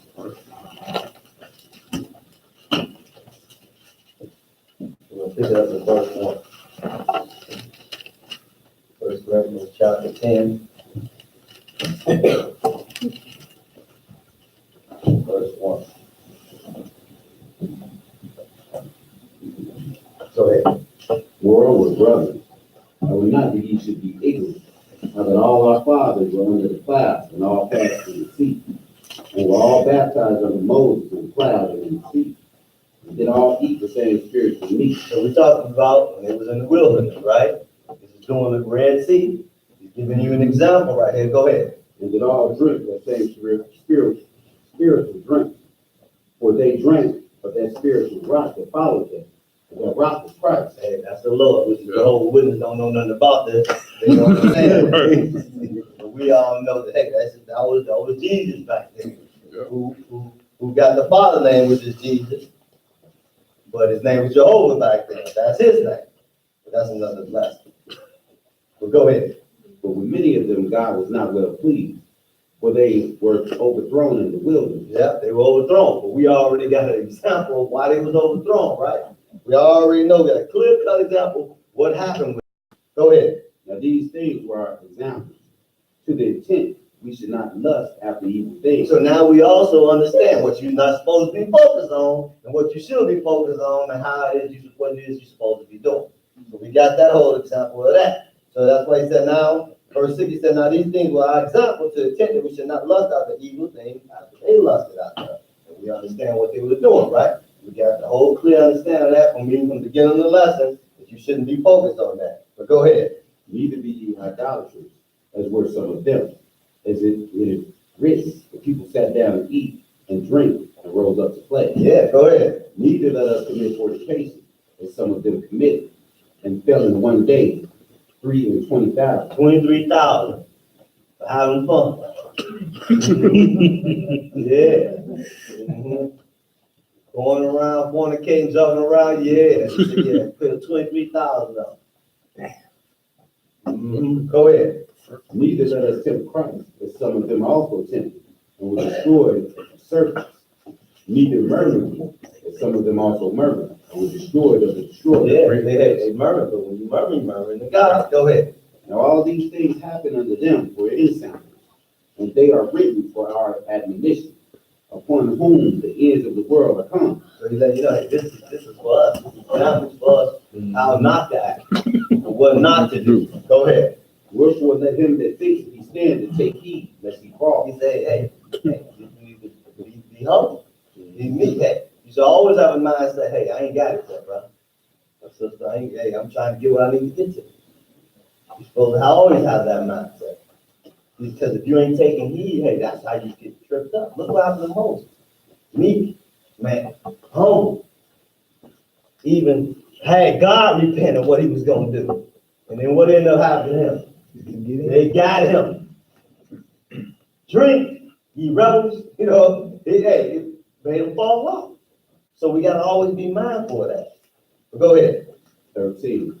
There is no temptation taking you, but such as is common to man. So that's one thing we have to understand. Hey, the Lord ain't gonna give you nothing you can't take. Hey, and the things that you go through, it's the same thing that somebody can do. Everybody always think they got this personal thing. Ain't no personal relationship, God. Hey, we all go through this common. That's a common way. Go ahead.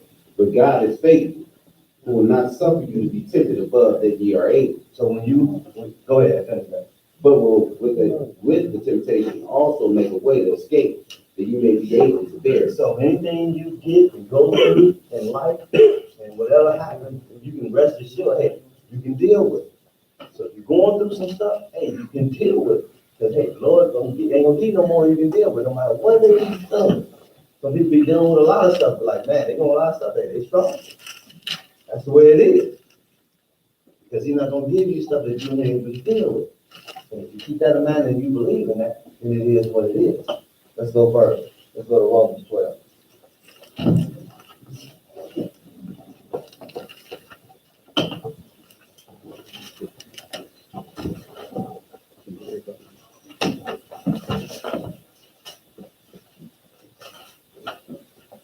Romans chapter 12.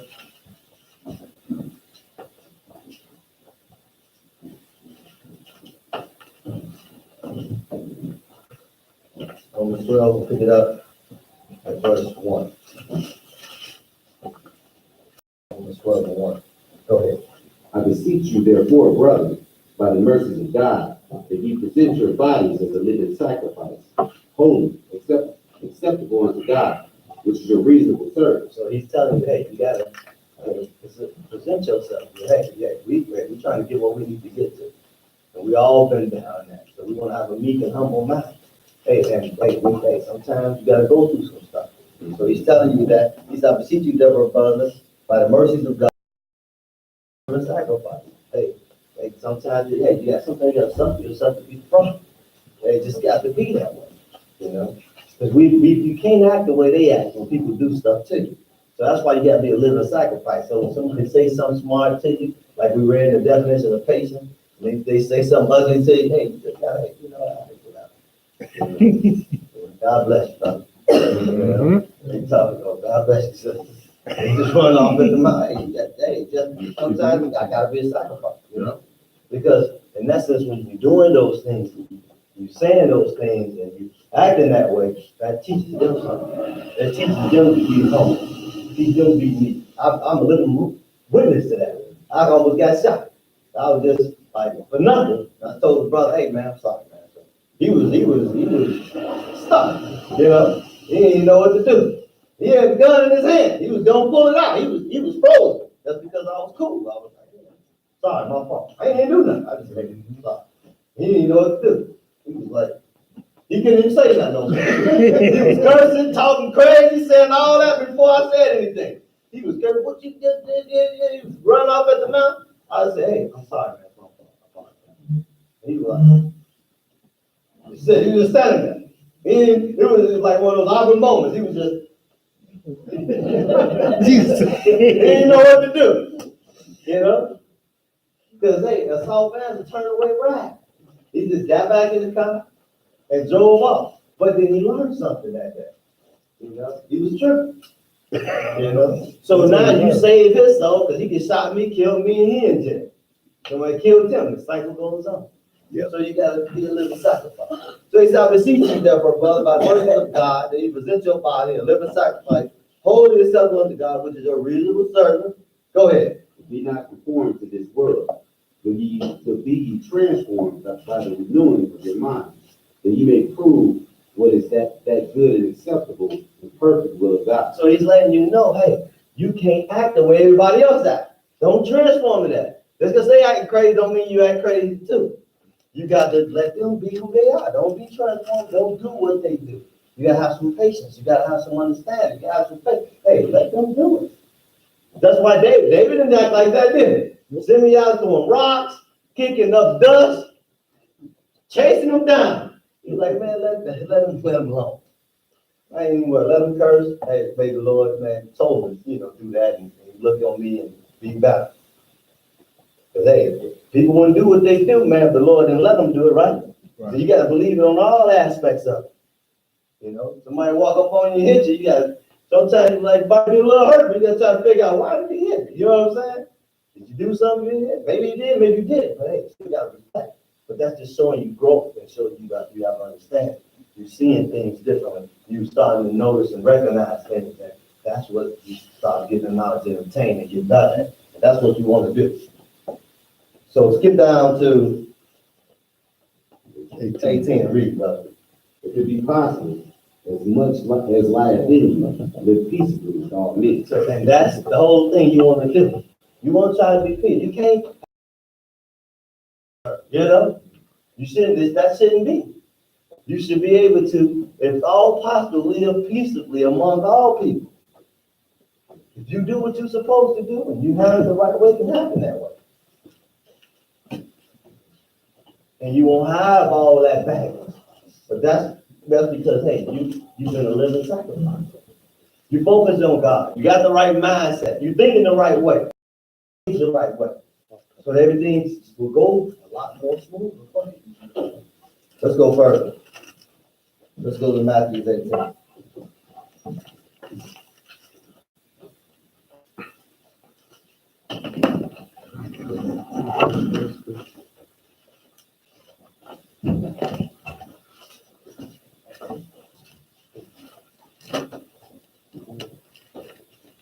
Matthew chapter 18.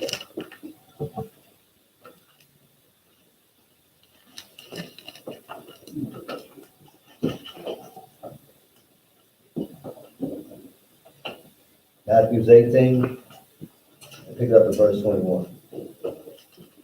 There's Peter here, and Jesus talking right now. 21, go ahead. Then came Peter to him and said, Lord, how often shall my brother sin against me and I forgive him? So he said, hey, I'm going through it. Give me a number, man, when I have to deal with this problem. You know what I'm saying? Because I need to know when he's going left, I need to know when he's left. So let me know when it's it, because I'm drawing a line right here, and I'm letting him know that I know when I need to get out. So let me know where the line is at. Go ahead, what the Lord said. So 7 times. So he said, hey, the 7 times, because hey, I know something completion. So once he do, brother, you got one more time, brother. You got one more time. That's how we be, right? You got one more. We'll say one more. We'll say one more. And I'm gonna get at you. But what the Lord say? Jesus said unto him, I say unto thee until 7 times, not unto thee until 7 times, but until 7 times 7. So he said, no, not 7 times. 70 times 7. At that point, you like, yeah, forget about it. It's kind of hard to say one more time like that. You got one more? On one more? On one more? I said, nah, forget it, man. Let us let you know, hey, you got to be patient. And you got to have some patience on that. And we saw you got to deliver sacrifice, so you got to suffer yourself to be defrauded, right? We read that. So it's showing you, we're giving you tools on what it is you got to do. You got to be meek, you got to be humble. You got to just, hey, it is what it is. So he said 70 times. So stuff happened like, you didn't want to not deal with them. I ain't dealing with that person. They just messed up with me. I ain't gonna. No, the Lord said, nah. See, a lot of us want to run, you know. I don't even mess with it. You know what I do? I feed people like that. I feed them with a long-handled spoon. That's the thing. Nah. You can't function like that. Because see, it's a growing process. And then you have to learn and have knowledge and get to a point where you can grow with the grace. So those same people that irritate you, hey, you have to learn to overcome that stuff. You can't, a lot of times, I know brothers, man, a lot of times they're like, hey, I ain't a people person. Sisters, I ain't a people person. I just stay away from people. You stay over there, and I'm gonna stay over here. Nah. You gotta learn. They said, with all men, you live peaceably with all men. So you gotta learn how to grow. You gotta learn how to deal with things. To get you to a point where you can have a mind of God and be humble. Because if you do what you're supposed to do, hey, you ain't got to worry about nothing. The Lord. See, if I get around that brother, that sister, man, I already know it's going to go on and pop and it's going to be off. I'm about to lose my faith. But that's not the way you're supposed to handle this stuff. You got to be able to deal with that because that's trying of your faith. We read that in James, right? We read that. That's the trying of your faith. Because you got to grow. Because see, if you on and popping with your sister, can you imagine being on and popping with the Lord? No, come on, Lord, we about to get this on. No, I said you would your brothers and sisters the same way you would treat God. So we got to understand that and operate in the manner of how things supposed to be. That's how you get to where you need to get to. And once you start to get this knowledge and obtain this understanding and get where you need to be, things get a lot brighter. And it's a lot easier to deal with, a lot less stress. Let them deal with that negativity. I'm going to be fine. And trust me, hey, the Lord going to handle it. Well, what happens? If you do what you're supposed to do, all you can do is pray for him. That's what the Lord said. Even Stephen in Acts, when they were stoning him to death, they were stoning Stephen. Stephen was like, Lord, I pray for him. He prayed for him, they stoned. Who ain't getting whooped gonna pray for somebody whooped? Nah, they were like, nah, man, I'm about to get him. But that ain't the mindset you're supposed to have. Because you know what? The Stephen knew he didn't make the Lord don't deal with him. When they got coming in the end, man, this little butt whooping out it took ain't nothing. It ain't nothing what's gonna happen to them. You can go over to Luke and see what that lake of fire is like. It'll show you, hey, it ain't nothing nice. But that's the outcome if you don't grow and get knowledge. You're trying to obtain, get that. Sometimes you can't run from certain things. You gotta deal with it. Because it's a healing process, getting you to where you need to get to. Because if you run from all the time, hey, that's not good. Go ahead, bud. Go ahead. Therefore is the kingdom of heaven likened unto a certain king, which would take account of his servants. And when he had begun to reckon, one was brought unto him, which owed him 10,000 talents. So he letting them know, hey, he was talking about he's sinning, what many times you can sin against him. So he giving them an example. Go ahead. But for as much as he had not to pay, his Lord commanded him to be sold, and his wife and children, and all that he had, and payment to be made. See, they weren't playing no games back then. You owe somebody, man, they taking everything. Right now, they just come take your car, might take your motorcycle, your house from you. No, they take your kids and everything. We taking it all. You're like, I ain't got nothing to give, man. Give me your daughter. I got the high payment. Payment must be made. And we noticed that too, because when they was in the wilderness and Korach and all them was talking crazy, hey, when they was talking crazy, their whole family got cast in. Took them off. Took them off. So that's to give you another example, like, hey, you gotta watch who even you around. Who you dealing with? You have to understand how this thing goes. But he said, but for as much as he had not to pay, his Lord commanded him to be sold, his wife and his children, and all that he had, and payment to be what? They said, hey, dude, I need my money, Clay. See, right now, I can be like that too, but you gotta have a humble heart. I know a dude that, I know where he live at. He living in a $2 million, $3 million home. They owe me my money. I can stand outside his door right now. Play, what's up?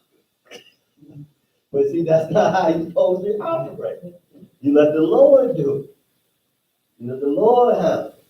And I know at the end it's going to be all good. So I don't worry about it. So he demanded payment to be made, verse 26. The servant therefore fell and worshipped him, saying, Lord, have patience with me, and I will pay thee off. He told him, hey, man, give me some time, have some patience, man. And we know what patience is, right? We read the definition. Well, go ahead. Then the Lord of that servant was moved with compassion and loosed him and forgave him the debt. So he said, hey, man, you know what? He came, he was meek, he was humble, man, you know. You ain't coming here like, man, you know, man, you ain't gonna get nothing. You know what I'm saying? He ain't come in like that. You know what I'm saying? What? Go for my dead body. He ain't come in like that. He came in like, give me some patience, give me some time. If I'm very meek and humble, he said, hey, man, it's all good. Don't even worry about it. The Lord does it, man. I'll let you slide. Go ahead. Go ahead.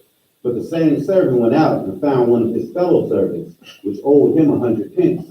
And he laid hands on him and took him by the throat, saying, pay me that thou owest. So now he went in, after he was forgave, he went in, somebody owed him some money, so I said, hey, you know, I paid my money at player. He forget all about what the Lord did for him. Lay whole hands, man, lay hands on him. Man, I need that. Come on up off of that, player. So go ahead. And his fellow servant fell down at his feet and besought him, saying, have patience with me, and I will pay thee off. So he told him the same thing. He said, you know what? Have some patience, man. Give me some time, man. I'm gonna pay. What did he do? But he would not, but went and cast him in the prison till he should pay the debt. Yeah, I never could understand that. If you put you in jail, like you pay, like, how you gonna pay you in jail? I don't get that. But anyway.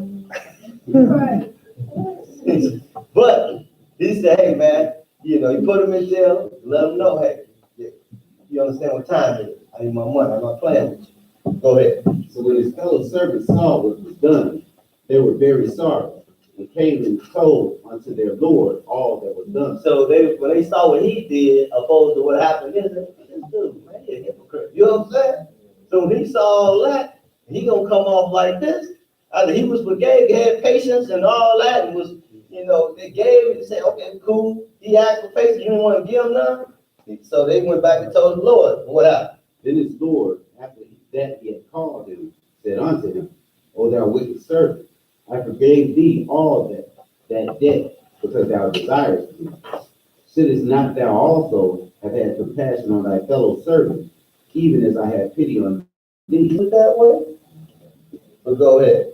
And his Lord was wroth, and delivered him to the tormentors, till he should pay all that was due unto him. So he's letting you know, giving you an example. The torment, he's letting you know, hey, you need to make sure you clear all this stuff up.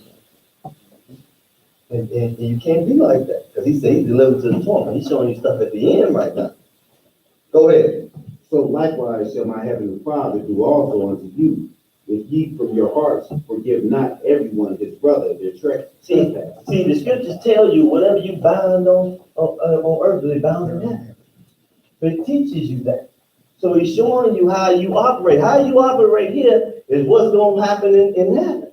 It's all being wrote down what you do from day to day. So he's showing you and giving you an example of that. So right here, since you didn't forgive your brother, I ain't forgiving you. You your own worst enemy. You hurting yourself. And that's what happened with Shimei. He was throwing those rocks. He was hurting himself. That's why the scripture it tells you that, you know, if somebody got off with his brother and he sinned against him, hey, you gotta make sure you clean that stuff up. Because, and then if you say you say basically you tell him, hey, you know, I'm gonna quote it a little bit, you know, you basically cool and you say, hey, I'm trying to do, hey, and then they still wanna act like they just like heaping coals of fire on their head. When you cool and they acting alone, you just, hey, you messing them up. And this is that fire, that torment. This is what you doing to them when they don't act right. By you being cool and humble. And this is the mindset you want to have. He says, so likewise your heavenly Father, he said, likewise so your heavenly Father do unto you, if your heart forgive not every one of your brother's trespasses. He's gonna do the same thing with you because you got it honestly, because this is how you operate. So you operate like this is what's gonna happen to you. Let's go further. Let's go to Romans 15.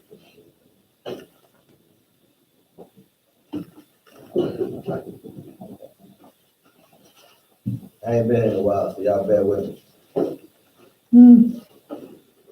Romans 15.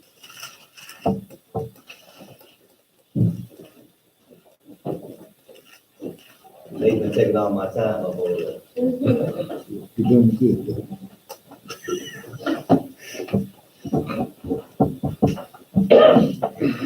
Romans chapter 15. Pick up the verse 1. 15 and 1. Go ahead, brother. We then that are strong are to bear the infirmities of the weak, and not to please ourselves. So that's what we're doing when we turn the other cheek and you're not responding in the way that they want you to respond because you're not of the world. You're not doing the same thing they do when they act crazy, talking crazy. You just be like, okay, God bless you, brother. Oh, God bless you, sister. You just walk on. You ain't doing that. So that's what it is. That's what's going on. He said, when then that we are strong, we ought to bear the infirmities of the weak. That's why he told Peter, we were in Luke, right? When you are strength, get stronger than your brother. He said, and not pleasing ourselves. Go ahead. Let every one of us please his neighbor for his good to edification. Yes, sir. Go ahead. For even Christ pleased not himself, but as it is written, the reproaches of them that reproach thee fell on me. Exactly. Go ahead. For whatsoever things were written aforetime were written for our learning, that we through patience and comfort of the scriptures might have hope. See, when you start to get those patience and go through the scriptures, you start to understand and get knowledge and know where you at. Go ahead. Now the God of patience and consolation grant you to be like-minded one toward another. He's the God of patience. Go ahead. According to Christ Jesus, that ye may with one mind and with one mouth glorify God, even the Father of our Lord Jesus Christ. So he's letting you know that. See, bro, you got that patience. You start to understand how this thing goes. You start to know how to put your cares in the Father's hands, and you do what you're supposed to. Then you start to go a lot smoother. You start to have less problems, and you understand that it's a sacrifice we need to make, and hey, it's a reasonable service for us because hey, we done did way more than we should have. So hey, we indebted. We're gonna do what we're supposed to. Hey, Christ died for us so he could bring us all back. So it's the least we can do. And like the scripture tells you, we ain't resisted on the blood, right? We ain't went through nothing what Job went through. So hey, so far, hey, we winning right now. As long as we follow and do what thus says the Lord. Let's go to Philippians chapter 2.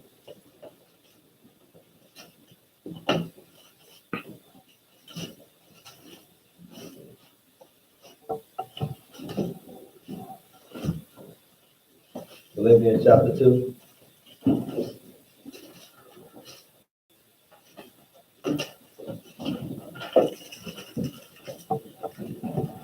Pick up in verse 1. 2 and 1. Go ahead. If there be therefore any consolation in Christ, if any comfort of love, if any fellowship of the Spirit, if any bowels of mercy, Go ahead. fulfill ye my joy, that ye be like-minded, having the same love, being of one accord, of one mind. So you gotta have that same accord with one Lord, one mind. Go ahead. Let nothing be done through strife or vainglory, but in lowliness let each esteem other better than themselves. See, when you start to think like this, then you have a whole different mind. This is the mind of Christ. He had that, he trying to save all of us. Right. So, and even unto death, he said, hey, ain't no greater love than a man laying down his life for a friend. Right. I know everybody would be like, yeah, I love my brother, but Look it up. come between me and him. I don't know. Hey, but hey, the Lord did that. Right. But go ahead. Look not every man on his own things, but every man also on the things of others. So he said, don't just be worried about you. You're supposed to have a mindset of God. Something happened to your brother, you're supposed to be just as angry as if it happened to you. That's the mind of God you're supposed to have. David had that mindset. Yeah. When we talk about what he did with Bathsheba, well, Nathan went to go in there real peacefully because he was the king, but Nathan went in there and was telling him about all what he did. He was giving an example of a rich man and a poor man. And that example was actually towards David. But hey, and even in all that, he learned how to humble himself. But David was mad. He was like, whatever he did, that little land he took from him, he was like, hey, I'm going to go kill that dude. It didn't have nothing to do with him. But he had a mind of God to focus on somebody else's stuff more. Even though that analogy was for him, for what he did, but he was just as mad. Like who get mad when somebody tell you a story about something happened to them? Oh yeah, I was robbed and all that. You be like, yeah, man, that's messed up. Some people be like, well, that didn't happen to me. That's not the mind you're supposed to have. You ain't supposed to have that type of mindset. Just as upset as that. Why would you be upset? Why would you think like that? You know why? Because one day it might be you. So if we all think we sit back and not thinking about that, then we won't have those issues. Because if everybody thought the same, we won't have it. That's why I say be like-minded, right? Right. Go ahead. Let this mind be in you, which is also in Christ Jesus, who, being in the form of God, thought it not robbery to be equal with God, but made himself of no reputation, and took upon him the form of a servant, and was made in the likeness of men. Go ahead. And being found in fashion as a man, he humbled himself and became obedient unto death. Look, here's God came back and being humble. He didn't have to go to another. He came back being showing you example how you're supposed to walk. So he being humble. He said in being formed, verse 8, he said, and being formed in the fashion of a man, he humbled himself and became obedient what? Unto death, even the death of the cross. Hey, he obedient to even die. To save you and I. Go ahead. Wherefore God also hath highly exalted him, and given him a name which is above every name. See, so now you're seeing, hey, he highly exalted and gave him a name that's above everything. So this why I tell you, and even at the end of everything, the outcome of what it is, when you suffer yourself to be defrauded, when you a living sacrifice your body, we already know, hey, at the end, it's gonna be all good. See, when he did this, he said, wherefore he also highly exalted him, giving him a name which is above every name. Then what? That at the name of Jesus, every knee should bow, of things in heaven and things in earth and things under the earth, and that every tongue should confess that Jesus Christ is Lord. Glory to God the Father. See, so he's letting you know, hey, at the end of everything, it's always gonna work out to your good. And this is an example of how we're supposed to learn having patience, being meek, being understanding, learn how to walk the right way. He's showing you this, giving you a living example of that. And then he got another name that he said that name given to every knee should bow. So the end reward is that. Let's go over to Revelation. And our award is just the same. Revelation chapter 3.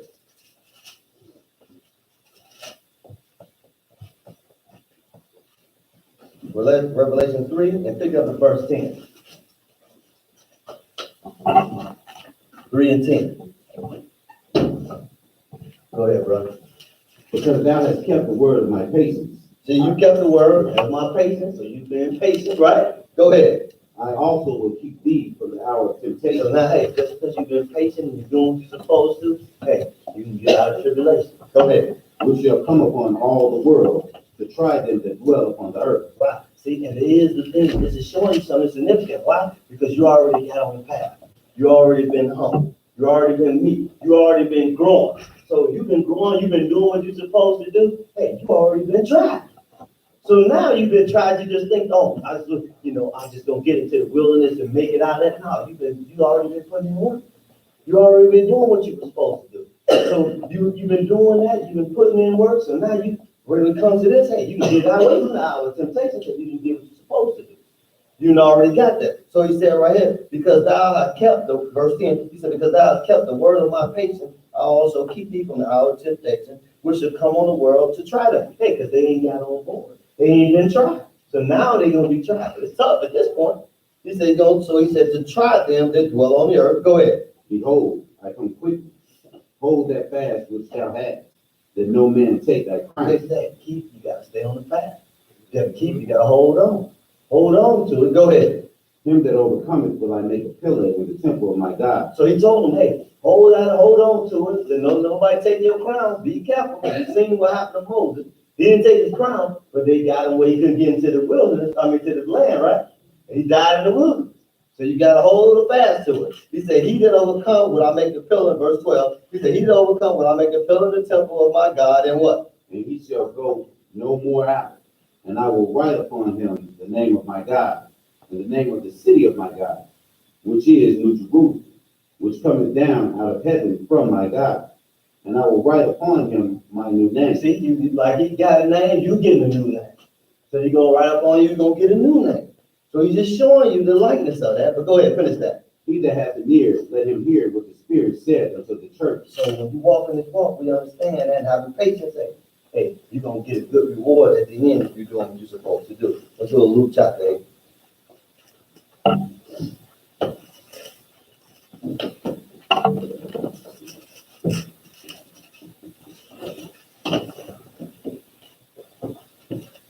Luke chapter 8, pick it up at verse 10.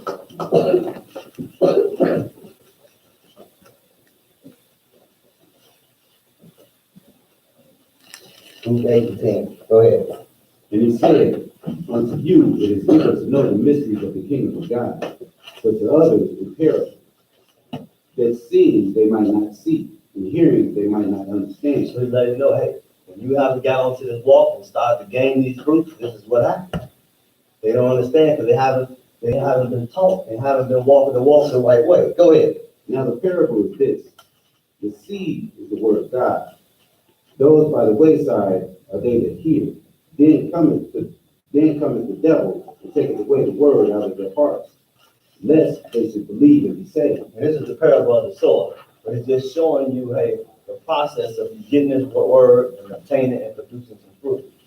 But you have to overcome. And when you get into temptation, you got to be able to deal with it, but you got to have patience to get you there. Go ahead. They on the rock are they which, when they hear, receive the word with joy. And these have no root, which for a while believe, and in time of temptation fall away.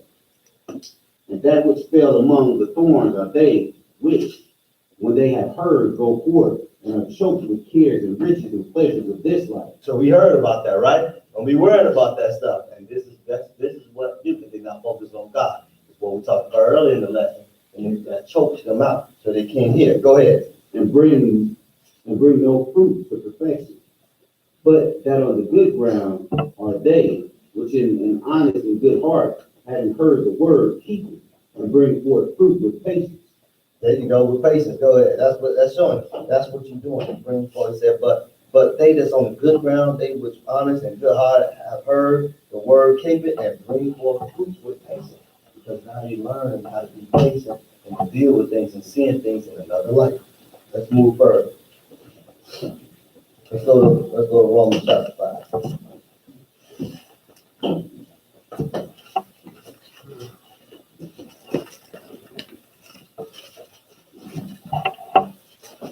Romans 5.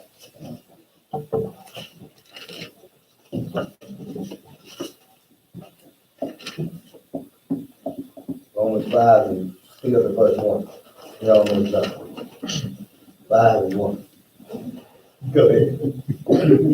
Therefore, being justified by faith, we have peace with God through our Lord Jesus Christ, by whom also we have access by faith into this grace wherewith we stand and rejoice in hope of the glory of God.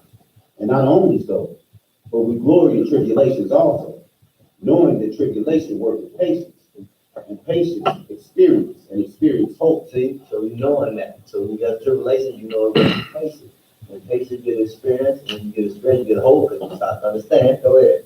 And hope maketh not ashamed, because the love of God is shed abroad in our hearts by the Holy Ghost, which is given unto us. Go ahead. For when we were yet without strength, in due time Christ died for the ungodly. See, and that's what we said, when we see the got strength, strengthen your brother, right? So that's the knowledge we get. But go ahead. For scarcely for a righteous man will one die, yet peradventure for a good man some would even dare to die. Yeah, and we say, hey, he ain't let most people like, I ain't dying, he's surviving. But hey, he's giving you an example. Go ahead. But God commanded his love towards us in that while we were yet sinners, Christ died for us. Go ahead. Much more then, being now justified by his blood, we shall be saved from wrath through him. For if, when we were enemies, we were reconciled to God by the death of his son, much more being reconciled, we shall be saved by his life. So, hey, by him doing that, that's showing you the ultimate love. That's showing you the ultimate patience. It's showing you the ultimate of what it is for us to try to, hey, we might not get all the way there, but we're going to do what we can while we walk this walk. Let's go further. Let's go to Romans chapter 8. Is that it? We got one more. Go ahead. Not only so, but we also joy in God through our Lord Jesus Christ, by whom we have now received the atonement. Okay, let's move further. I'm holding y'all up. I'm picking on my brother Nate because he took my spot, so I'm doubling up.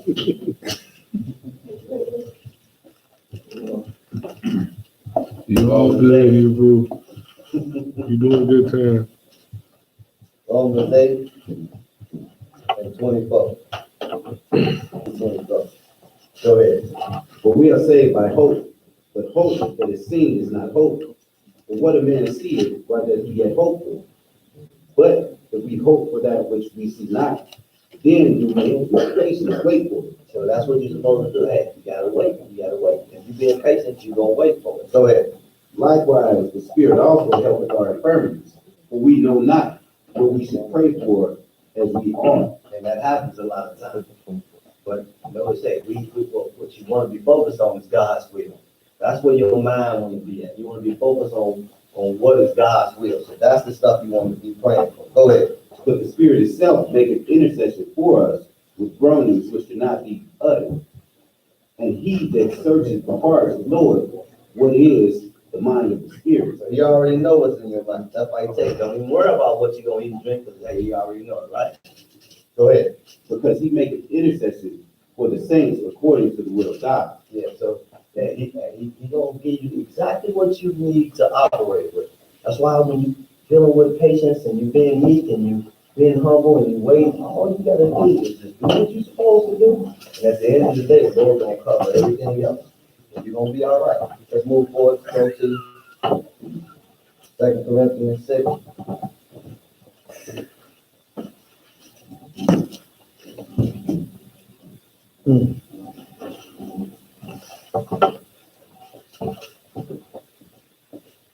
Pick up at verse 1. 2 Corinthians 6.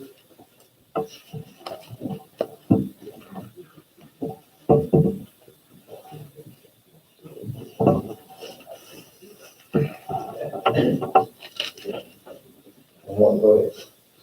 We then, as workers together with him, beseech you also, that you receive not the grace of God in vain. For he said, I have heard thee in a time accepted, and in the day of salvation have I secured thee. Behold, now is the accepted time. Behold, now is the day of salvation. Giving no offense in anything, that the ministry be not blamed, Go ahead. but in all things approving ourselves as the ministers of God, in much patience, in afflictions, in necessities, in distresses, Yeah, so anything you're going through, you just bear through it. Go ahead. in stripes, in imprisonments, in tumults, in labors, in watching, in fasting, So all these things go on, and all this stuff that we all have to deal with from day to day. You just gotta have patience with it. Go ahead. by purity, by knowledge, by long suffering, by kindness, by the Holy Ghost, by love unfeigned. So he just say, if you keep going and you thinking about it, and then you're gonna have, It's all good. You ain't gotta worry about it. We get down to it. Let's go to Hebrews 12.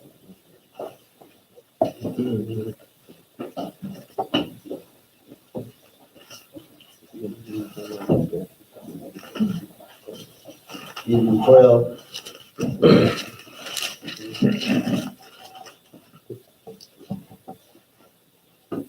Pick up at verse 1. Hebrews 12 and 1. Go ahead. Wherefore, seeing we also are compassed about with so great a cloud of witnesses, let us lay aside every and the sin which doth so easily beset us. Yeah, because hey, that's what happens. You know, easily. Yeah, like I said, somebody will bump into you the wrong way and you knocked off course.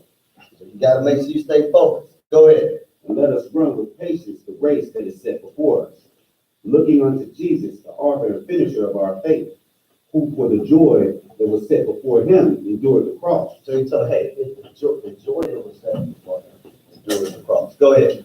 Despising the shame, and is set down at the right hand of the throne of God. For consider him that endured such contradiction of sinners against himself, lest ye be weary and faint in your mind.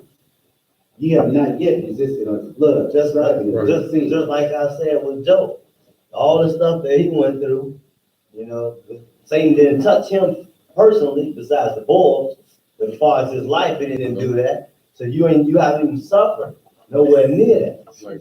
You haven't even went through that part. So with that said, hey, you ain't got nothing to worry about, but go ahead. And ye have forgotten the exhortation which speaketh unto you as unto children. My son, despise not thou the chastening of the Lord, nor faint when thou art rebuked of it. Hey, so hey, when you have problems, hey, don't get mad. Don't get up. See, that's what happened in the wilderness, right? What was happening with them? They started when he suffered the hunger, they was murmuring, talking crazy, right? So he said, don't despise that. Go ahead. For whom the Lord loveth, he chastens, and scourges every son whom he receives. So yeah, that's what you're going to do because you're trying to get to the ultimate goal. Go ahead. If ye endure chastening, God dealeth with you as with sons. For what son is he whom the Father chasteneth not? So he said, if you deal with that, he dealing with you like you're a son. And or a daughter. Hey, that's the stuff that's been going on. You got to make sure you bear it and do what you're supposed to do. But go ahead. But if ye be without chastisement, whereof all are partakers, then ye are bastards and not sons. If you don't care about it, like any other father would, they won't even do nothing. Won't even be short on it. Won't even be. But if he cares, he's gonna make sure he correcting you so you can get to where you need to go. Go ahead. Furthermore, we have had fathers of our flesh which corrected us, and we gave them reverence. Yeah, you was happy when your parents did that. You was like, I'm glad they did that because I was going the wrong way. Go ahead. Shall we not much rather be in subjection unto the Father of spirits and live? Go ahead. For they verily for a few days chastened us after their own pleasure, but he for our profit, that we might be partakers of his holiness.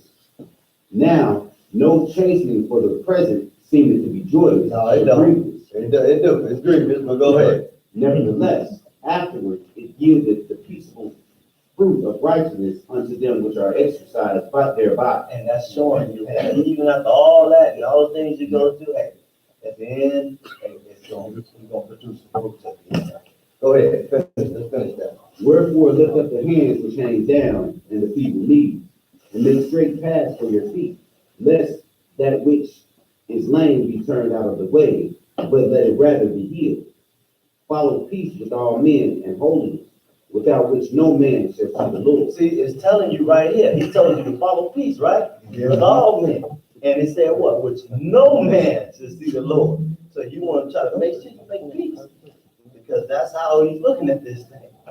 So you got to keep that in mind when you're dealing with each other. You got to make sure that you got peace.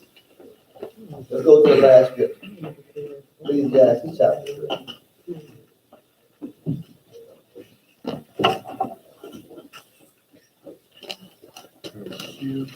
Time for everything.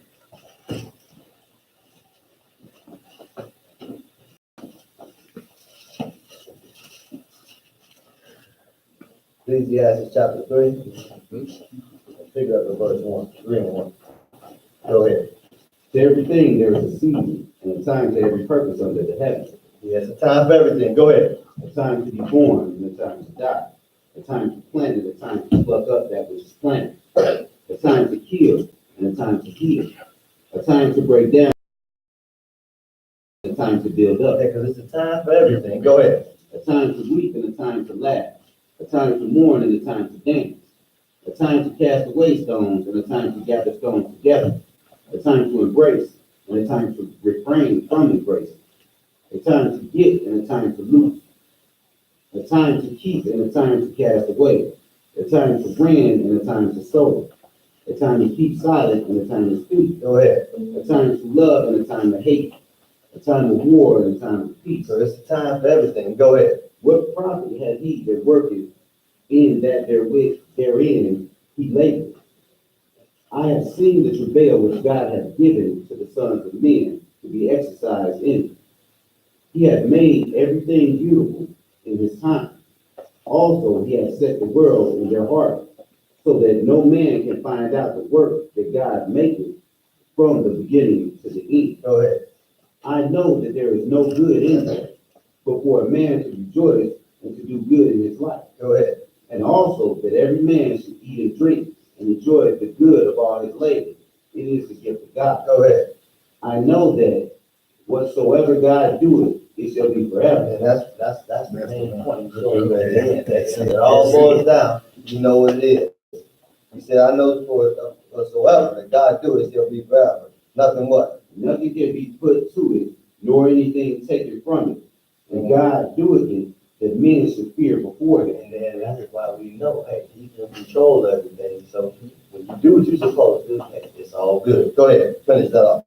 That which has been is now, and that which is to be hath already been, and God required that which is past. Go ahead. And moreover, I saw under the sun the place of judgment, that wickedness was there, and the place of righteousness, that iniquity was there. I said in mine heart, God shall judge the righteous and the wicked. That's what's going to happen towards the end. Go ahead. For there is a time, there for every purpose and for every work. And that's what you want to make sure, that you grow in patience and have understanding so you can get to the point where you need to be at. Title of the lesson is patience. I thank y'all for y'all time.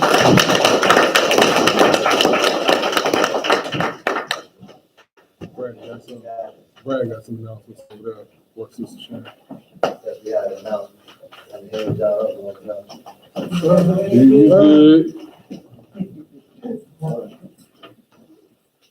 Our prayer is that the eyes of your understanding are light by today's lesson. Please tune into the Kingdom Come television program, which airs in various locations. Also, join us for question and answer Bible study in about an hour. Please tune in every Wednesday night at 8 p.m. Eastern Standard Time via live stream, teleconference, or question and answer Bible study. If you feel that you are ready to be baptized, please notify the teacher at the end of our service. Following is the dress code for our service. All clothing should be modest in appearance, nothing tight-fitting, overly baggy, sagging, or revealing should be worn. Do not remove hats and all head coverings. Women should wear a head covering such as a hat or scarf, according to 1 Corinthians chapter 11, verse 12. If your child becomes noisy during the lesson, distracting other members, please remove him or her from the service to another room or location. Any tithes and or free will offerings should be put in the offering envelope and placed in the offering box located near the podium. Pray for our strength as we pray for you. Until next Sabbath, peace. Peace. Okay, I ain't got no other information, anything, nothing. Okay, all right, we do.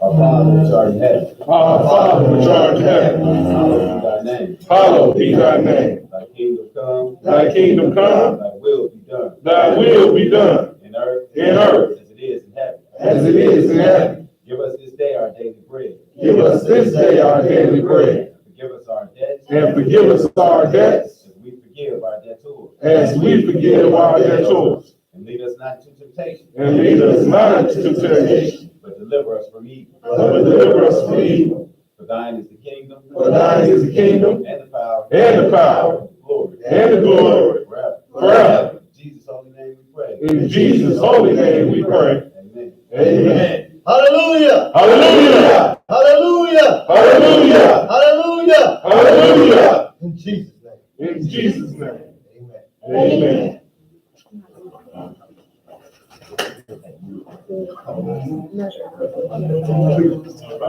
Amen.